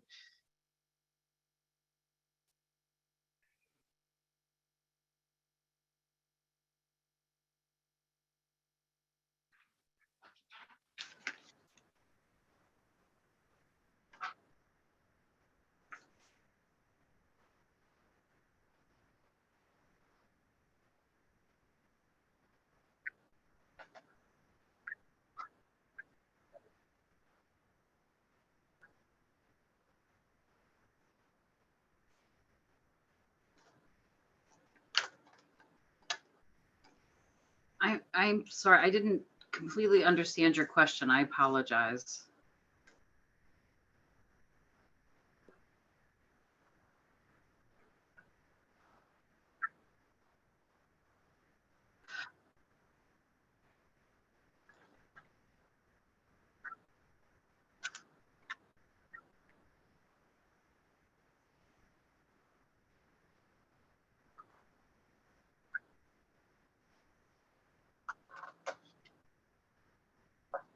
No, it's a good question, and it's one that we get asked a lot. So the question really is about the drinking water, and is the drinking water safe? Because there's this discussion about combined sewers and what does that mean for water quality, and people sort of the question about what does that mean for drinking water. And so one of the things we want to be really try to be clear about is that the drinking water is does not come from these water bodies. The drinking water is treated at Fresh Pond. For Cambridge, for other communities, MWRA provides the water, and so the water meets all water quality standards, is completely safe to drink, and is not affected by the CSOs. One of the things we do think about is how do we make sure that we're protecting our water system from flooding. And so when we're looking at these types of projects, we're also thinking about how do we protect Fresh Pond, and then MWRA is also looking at their facilities to say, how do we make sure that we're protecting our water drinking systems from flooding? But the CSO is really a water quality in the Alewife Brook and Charles River, not in the drinking water. But it's a really good question that comes up. No, thank you. Okay, next we'll go to Paige, and after Paige, we'll go to Alia. Paige, you should be able to unmute yourself and ask your question.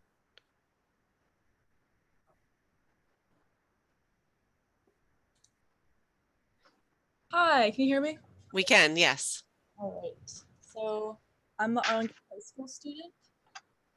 So my question is, if other communities have CSO treatment plants to protect surrounding nature, then why is the sewage coming into the Alewife untreated? As a teen who will be inheriting these problems, I know that climate change will contribute to the sewage pollution problem, and I'm concerned for my community and surrounding areas. That's it. Thank you, Paige. Who wants to tackle that one? I was sort of going to put Brian back on the spot. Luchika is volunteering. All right, let's go for Luchika. We'll mix it up. Have a new voice. I'll take one. Yeah, thank you for your question. And I just want to reiterate that when we will look at alternatives in a couple of months, the range of alternatives we will consider are, sewer separation, but also treatment facilities, right? We might not have space to put it anywhere in the Alewife, but trust us when we say that when we will use our models to test these potential alternatives, we will look at a wide range of them, right? From sewer separation to green infrastructure to potential wetlands to treatment facilities to making pikes bigger. And through this process in the next few months, we hope to hear from many of the residents with ideas for alternatives, so we can, start playing with them. Thank you. Next, we'll go to Alia Atlas and then followed by KA30. So Alia, you should be able to unmute yourself and ask your question. Hi, thank you very much. My name is Aaliyah Atlas, and I am another of the Arlington Town Meeting members. In my case, I'm Precinct 4, which is exactly adjacent to Alewife Brook Parkway, and the sewer issue impacts my people and neighbors and our houses. We are in a 100-year floodplain, and the extra sewage outload continues to be problematic. So I'd like to say 3 things. First, thank you very much for the open meeting. I appreciate it. Second, the concern about what is a typical year is continuing to miss the problem. Like, the reason this is a concern is because it's been 20 years and we know you've made progress, but the concern is we continue to shoot for an amount that is not sufficient, a quality level, a capacity level that enforces the flooding. And regardless of how much the development in Cambridge comes with theoretical offsets, we are not seeing it in Arlington. And the third one is, without better interactions, how can Arlington protect our residents' homes and our spaces? If we are not part of the broader process, how do we do green infrastructure around Alewife? How do we actually do something that's not going to take another 20 years so that our residents do not have to continue suffering the decision to shift sewage into our residents' homes instead of those in Cambridge and Somerville? Thank you. Thank you. I'll respond just briefly. So again, I want to really emphasize that, our goal with these processes is to really have a collaboration and have people participate. And so that goes for Arlington. I know somebody also put in for Medford and other communities to really participate in this. And so that's a really a genuine commitment. And I hope people understand that. And I also appreciate that, it takes time to sort of build that trust and sort of working together. So I do speak for all of us and say we're really committed to that process. And then in terms of flooding, I mean, I think one of the things to also, understand is that, sewage in the water is problematic, and I'm not minimizing the impact on folks. I would also say that, many of these issues with flooding are sort of multi-pronged. And so someone mentioned earlier the flood viewer that we've done in Cambridge. So we know that we can make improvements to our system. We also know that properties that are in low-lying areas are going to be vulnerable to flooding. And so we work really hard to try to say to folks, here's some strategies you can do on your property to also reduce impacts of flooding. So, we talk to folks about raising their building. We talk to people about doing window wells around, any entrance points for water. And so there's a number of different strategies, and that's not to say that what we're doing isn't really critical, but I would also say that it is sort of like layering on these improvements. So, and we do have some information we're happy to share in terms of strategies that we recommend for Cambridge residents and sort of documents that we provided there.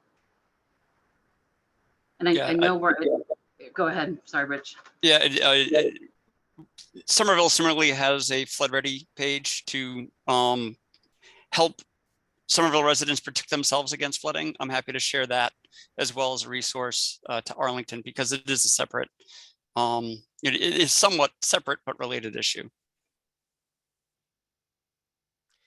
Thank you. Okay, we'll go to KA30. You should be able to unmute yourself and ask your question. Hi, thank you. My name is Don Seltzer. I'm an Arlington resident. More than 100 years ago, the State Board of Health declared that these combined sewer of Cambridge and Somerville were creating a public health hazard in the Alewife Brook region. And most of the discussion this evening has been about those combined sewers. Recently, I read something that's disturbing, that there is a third problem related to this, and I think Brian alluded to it about 10 minutes ago, and that is the MWRA does not have sufficient pumping capability and pretreatment capability just downstream from Arlington, Cambridge, and Somerville.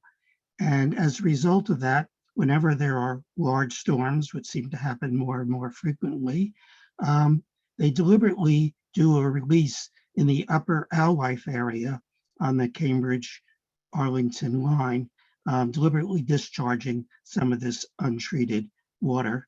And it seems to me that we need a little bit more information from the MWRA about how they are going to increase their capability so that they do not have to trigger these discharges.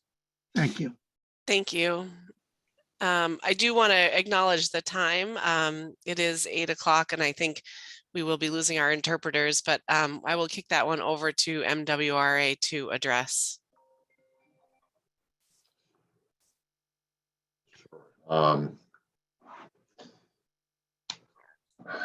Let's see. So I think, Don, you had asked about, how MWRA intends to increase its capacity. Not an easy question to answer. The sewer system that we have, say, downstream of Alewife Brook, is kind of sized based on what we have for treatment capacity in the tunnels that actually feed our treatment facility. So it extends, right up through the system. So, I think this process of evaluating alternatives for CSO control will lend itself towards, coming up with solutions that, obviously, increasing the size of our treatment facility out at Deer Island and the tunnels that feed it and the headworks facility that feeds that and so on and so forth right up the system would be an extremely expensive, thing to undertake. So, I think, this process will investigate alternatives to help with CSO discharges. And, we're hoping that we can come up with some solutions that will resolve these issues. And we'll continue to work on it.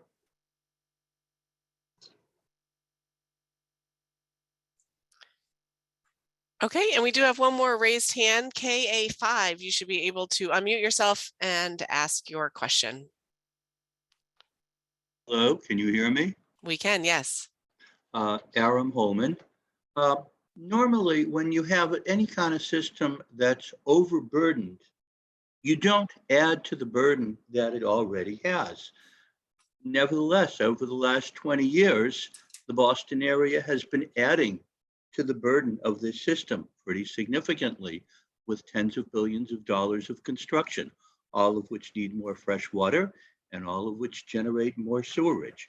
Would it ease the MWRA's and Cambridge's and Somerville's difficulty if they were enjoined from further tie-ins to the sewer system until these problems were remedied? Thank you, Aram. Kathy, sorry, I feel like I'm talking too much, but I do want to talk a little bit about the development and sort of water use. When we look at water use over the last 40 years in Cambridge, and so that is a period that includes a lot of new development, the actual amount of pumped water, so the amount of water that we're supplying to Cambridge residents and businesses has actually dropped quite dramatically over that time. So if you think about more efficient toilets, more efficient showers. So even as we've added development, as efficiency comes down sort of in all properties, sorry, my light just went out. Sorry, I'll be dark.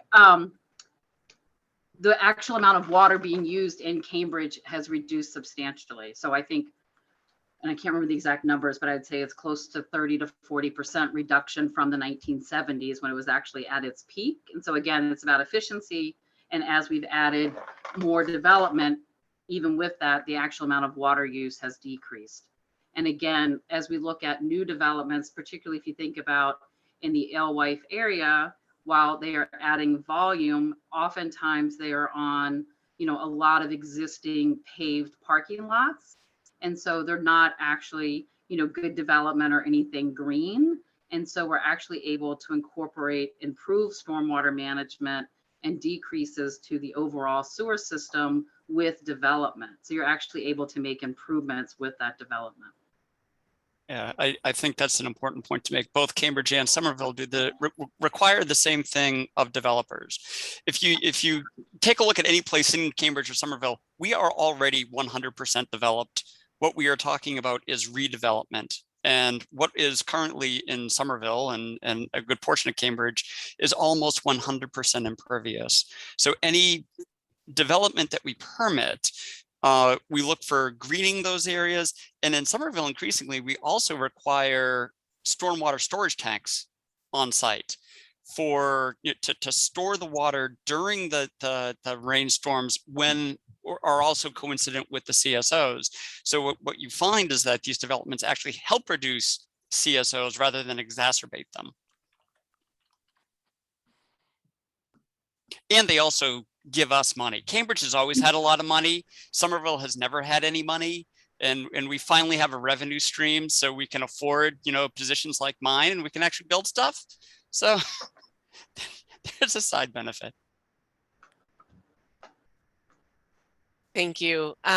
So we do have 3 more raised hands. I just want to make sure, Catherine, did we get to all the questions that had come in advance of the meeting? I just want to make sure we've covered everything sort of equally. And for everyone that's hung on, we do appreciate it. I noticed that we did drop in attendees because it's past 8 o'clock, but if you've hung on so far, thank you so much. We are trying to get to as many questions as possible. And thanks for hanging on while we bounce around. Kate, the only remaining question that was pre-sent in was a question about alternatives development. And I think we've covered that pretty well in a lot of this Q&A that's gone on so far. Okay, great.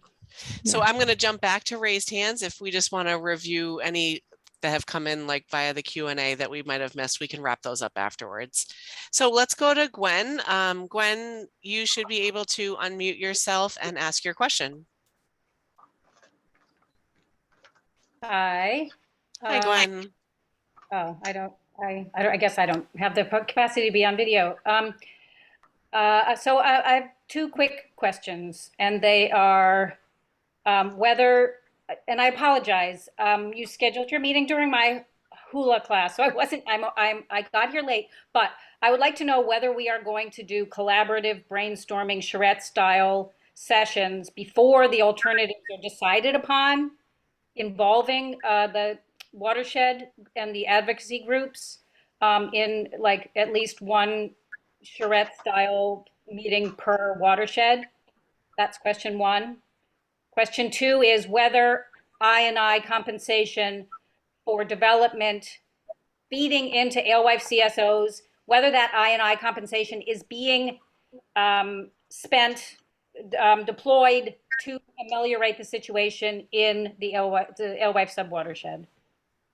I will answer that quickly because I want to be respectful of people's time. So, so the first question is, we are really trying to brainstorm about how to best collaborate. So if people have thoughts about charrette, and I know you submitted that question, I think that's a really great idea. So we really welcome any thoughts about how best to engage with folks. And also, again, going back to ways that we can do this that really pulls in the environmental justice community. In terms of II, so again, when a new developer adds sewage, they have to take out stormwater from the system. That has to be in the same area. So it has to be within the same watershed. So it's not that Alewife is doing improvements in Charles. And that holds true for Somerville too. We keep track of the location of the development, and the mitigation has to be in the same basin. And to the first part of the question, I think we're enthusiastic about as much collaboration as possible on development and evaluation of alternatives. Again, as Kathy mentioned, on the development of the typical year, it's a race against the clock. on this. And the longer we have for this process, I think that the better the result will be for everybody. Thank you. Okay, let's go to Julie Wood. Julie, you've got a minute to ask your question. You should be able to unmute yourself. Hi, can you hear me? Yes. Okay, great. Hi, I'm Julie Wood. I'm with Charles River Watershed Association and a Somerville resident. Thanks to the whole team for putting on this Zoom meeting. It's great. You guys have got a lot of moving parts, so thank you very much.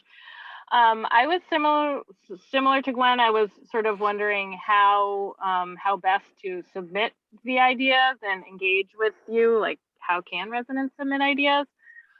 When should we submit ideas? And then just getting into a little bit more detail. I'm just curious if at this point all ideas are on the table, or if you guys are already have some idea of kind of what solutions you'd be prioritizing. Just specifically, I'm wondering because some of the contributory drainage to the Charles CSOs is in Boston.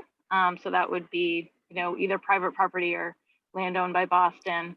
And the question also came up about DCR. Obviously, they don't have the legal responsibility that you guys do, but potential to partner there. So I'm just wondering if sort of all things will be looked at, or if the focus is really on things that are in your control. Thanks, Julie. I can take a stab at answering this. Thank you, Julie. Your question about where can you submit your ideas?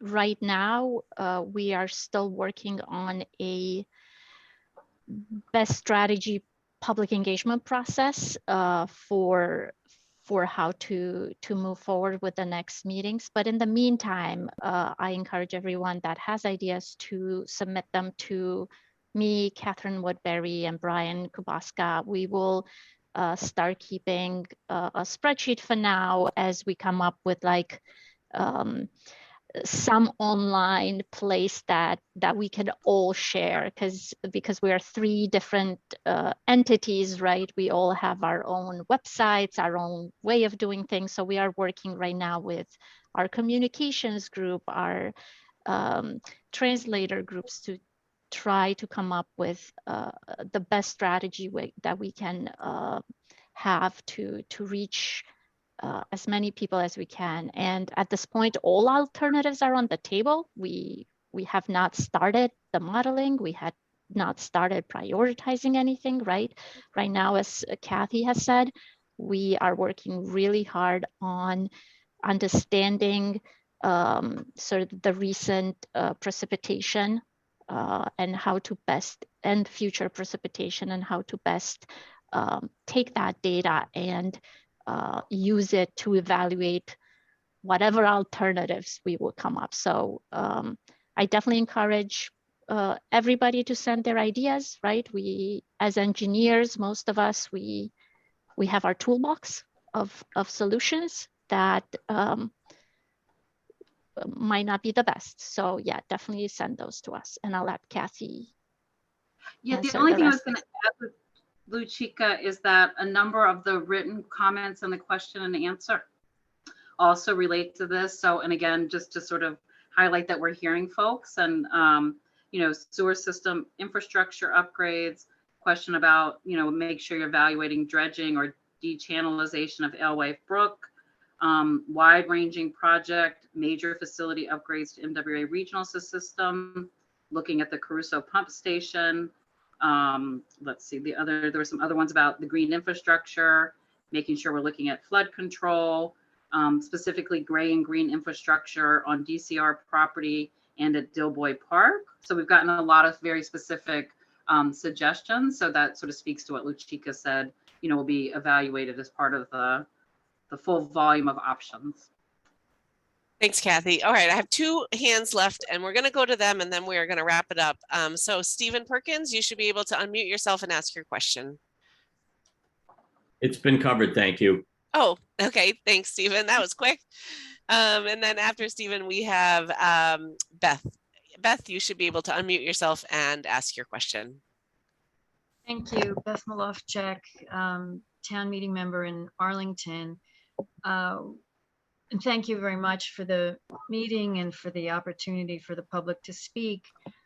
The opportunity for the public to speak, however, is not a seat at the table while you're problem solving. And I think that is an unanswered desire of Arlington to have a seat at the table where the solutions to sewage coming from outside of Arlington into the East Arlington yards and homes, that needs to be solved. We've heard that you've spent a lot of money and you've made improvements. We heard from, I think, the gentleman from MWRA that solutions to the entire system would be too expensive. And we've heard from another woman that homeowners in Arlington, I think this was the message, should do something with their window wells or raise their homes. That's not a solution. The solution is to spend the money and close the CSOs so that the East Arlington neighborhoods are no longer used as your septic pool. So we want to hear the solutions to that, and we'd like to hear when you'll be inviting representatives from Arlington for discussions. Again, thank you very much. We appreciate the ability for the public to ask questions, but we want that seat at the table. Thank you. Thanks, Beth.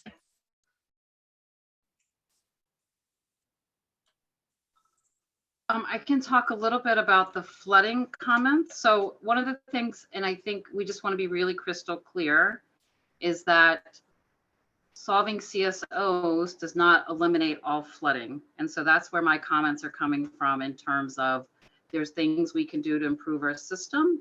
There's also things that folks that are in areas that are vulnerable to flooding continue to protect their property. And so again, it's not in any way saying we're not committed to working on this issue, but even if all CSOs are closed, there's also still flooding in larger storm events that people will experience in the area. And so that's why I say it is this like layered approach in terms of how do we make ourselves more resilient. So there's things that, you know, the cities can do, there's things MWA can do, and then there's things that private property owners can do. And so we all sort of have this responsibility in terms of, again, increasing our resiliency to current flooding conditions, as well as with increased climate change, increased flooding. And so I do want to be really clear about that, that solving CSOs, and I put that in a quote, but you know, addressing CSOs does not eliminate flooding. And that is true in Arlington, that's true in Somerville, and that's true in many areas in Cambridge. So that's one piece. In terms of the seat at the table, that's a little challenging, and I don't know if other folks have thoughts about that. You know, we really do want to have this collaborative process, and Cambridge, Somerville, and MWA are also legally responsible for developing a plan. And so that's our legal responsibility. I don't know if Somerville or MWA have additional thoughts on that issue. I want to expand on both of those. I agree with everything that Kathy said, and that's Somerville's approach and why we have our flood ready information. It is not an alternative to reducing the CSOs. It is an additional strategy, also with the acknowledgement that there is no magic wand, and just by sheer will, we would not be able to eliminate the CSOs tomorrow. It will take some time. And in the interim, these are all things that other people can do to help protect themselves. That's an important thing to understand why these are, they're not alternatives to, but they're also things that people can do to help protect themselves. In terms of the seat at the table, Kathy said exactly right. You know, Cambridge, Somerville, and MWRA are legally responsible, and we are in this process because of the variances on the rivers, and it is a process defined by EPA and DEP with a public engagement, which we are doing right now and have a commitment to doing throughout this process. And the extent of it and the exact implementation of it is still something we're working out with DEP and EPA and amongst ourselves. And I would say right, wrong, or indifferent, this likely is the venue. We may be able to work other workshops, but from a regulatory standpoint, there are 3 throats to choke for this problem, and it's Cambridge, Somerville, and MWRA.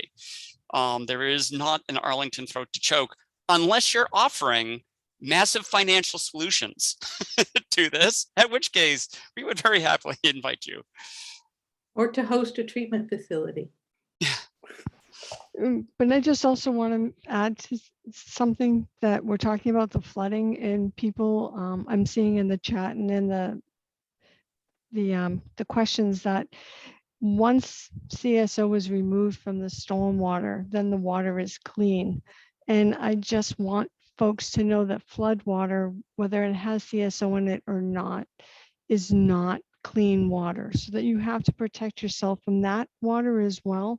It carries with it other pathogens that are on the land that gets washed into that flood water, as well as chemicals and other pollutants.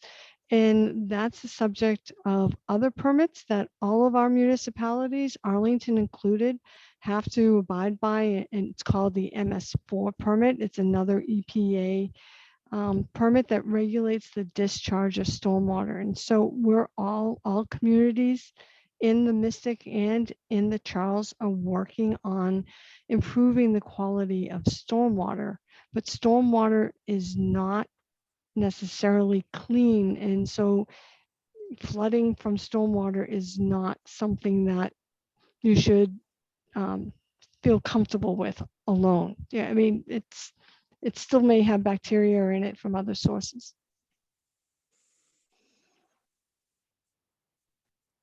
Okay, well, that concludes our Q&A portion. Luchika, I don't know if you have any closing words that you wanted to impart, or anyone else. Well, I want to make sure that we went through all the questions that were in the Q&A, that were written in the Q&A. I think we focused a lot on the raised hands questions. So I will give maybe Catherine a minute or two to, actually Kathy, forgot which one was responsible for what. I've been scanning a lot of them. I think there's been a lot of overlap. I do think Catherine and Kathy can take another gander through, but I'm not seeing anything jump out. I do also want to point out, that this is, and I think this has come across, this is a very difficult problem to solve. And the systems that we're talking about took 100 to 150 years to build originally, and were in service and weren't substantially altered until the late 1990s when MWRA started the original long-term control plan. So, round numbers, we're 30 years into correcting a problem that was 150 years in the making. And it is not from lack of will here. I think we've got a lot of attention from MWRA, Cambridge, and Somerville. And we certainly hear the frustrations of the residents along the Alewife and the Charles and the Mystic. And we're eager to come to solutions for those. And I think everyone should know, whether we did a good job of acknowledging it or not, we hear and understand those frustrations, and we are attempting to remedy the situation in as collaborative a fashion as possible. At least that's a perspective that I wanted to lend to this, to hopefully give some direction to where we're going in the next 18 to 24 months on this.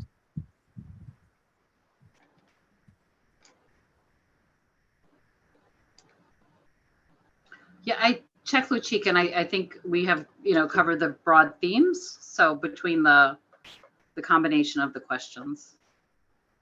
I think there was a question that just came in about the NIPTI's permit, the signage requirements and the notification requirements. And I think part of it was specific to Cambridge to the sign in Cambridge that was removed before because of construction. I'm not sure what that's referred to, but I want to tell everybody that Somerville, Cambridge, and MWRA are continuing to send CSO notifications for everybody that is subscribing to our notification alerts through our websites. So when these CSOs happen, people do get notified.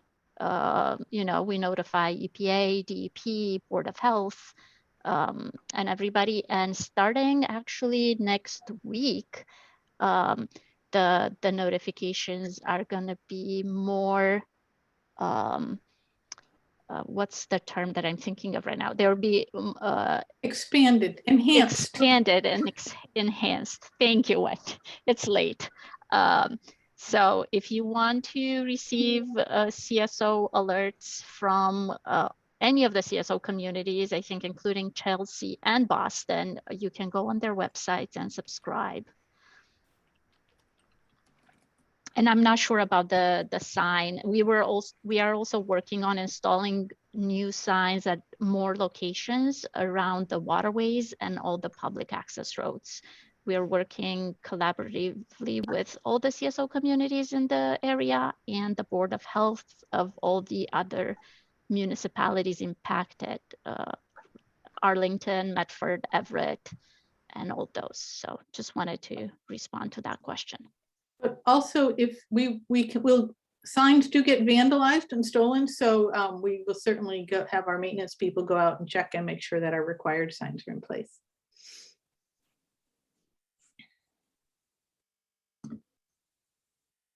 Okay, I could do the closing remarks if there are no more questions. Thank you, everyone, for attending our first joint public meeting. Thank you for having patience with us in the beginning through the language channels, and thank you for bearing with us as we are still figuring out how to best answer questions in this setting and having so many participants. Next time we will do better. It's not going to be perfect, but we will do better, I promise. Feel free to reach out to us with more questions. And again, as promised, we will find a platform where we can share a lot of this information. The recording will be posted on our CSO websites, so the Somerville, Cambridge, and MWRA website, until we find a sort of common place for all this to sit. So thank you again, and good night. Good night. Thank you all. Thank you all.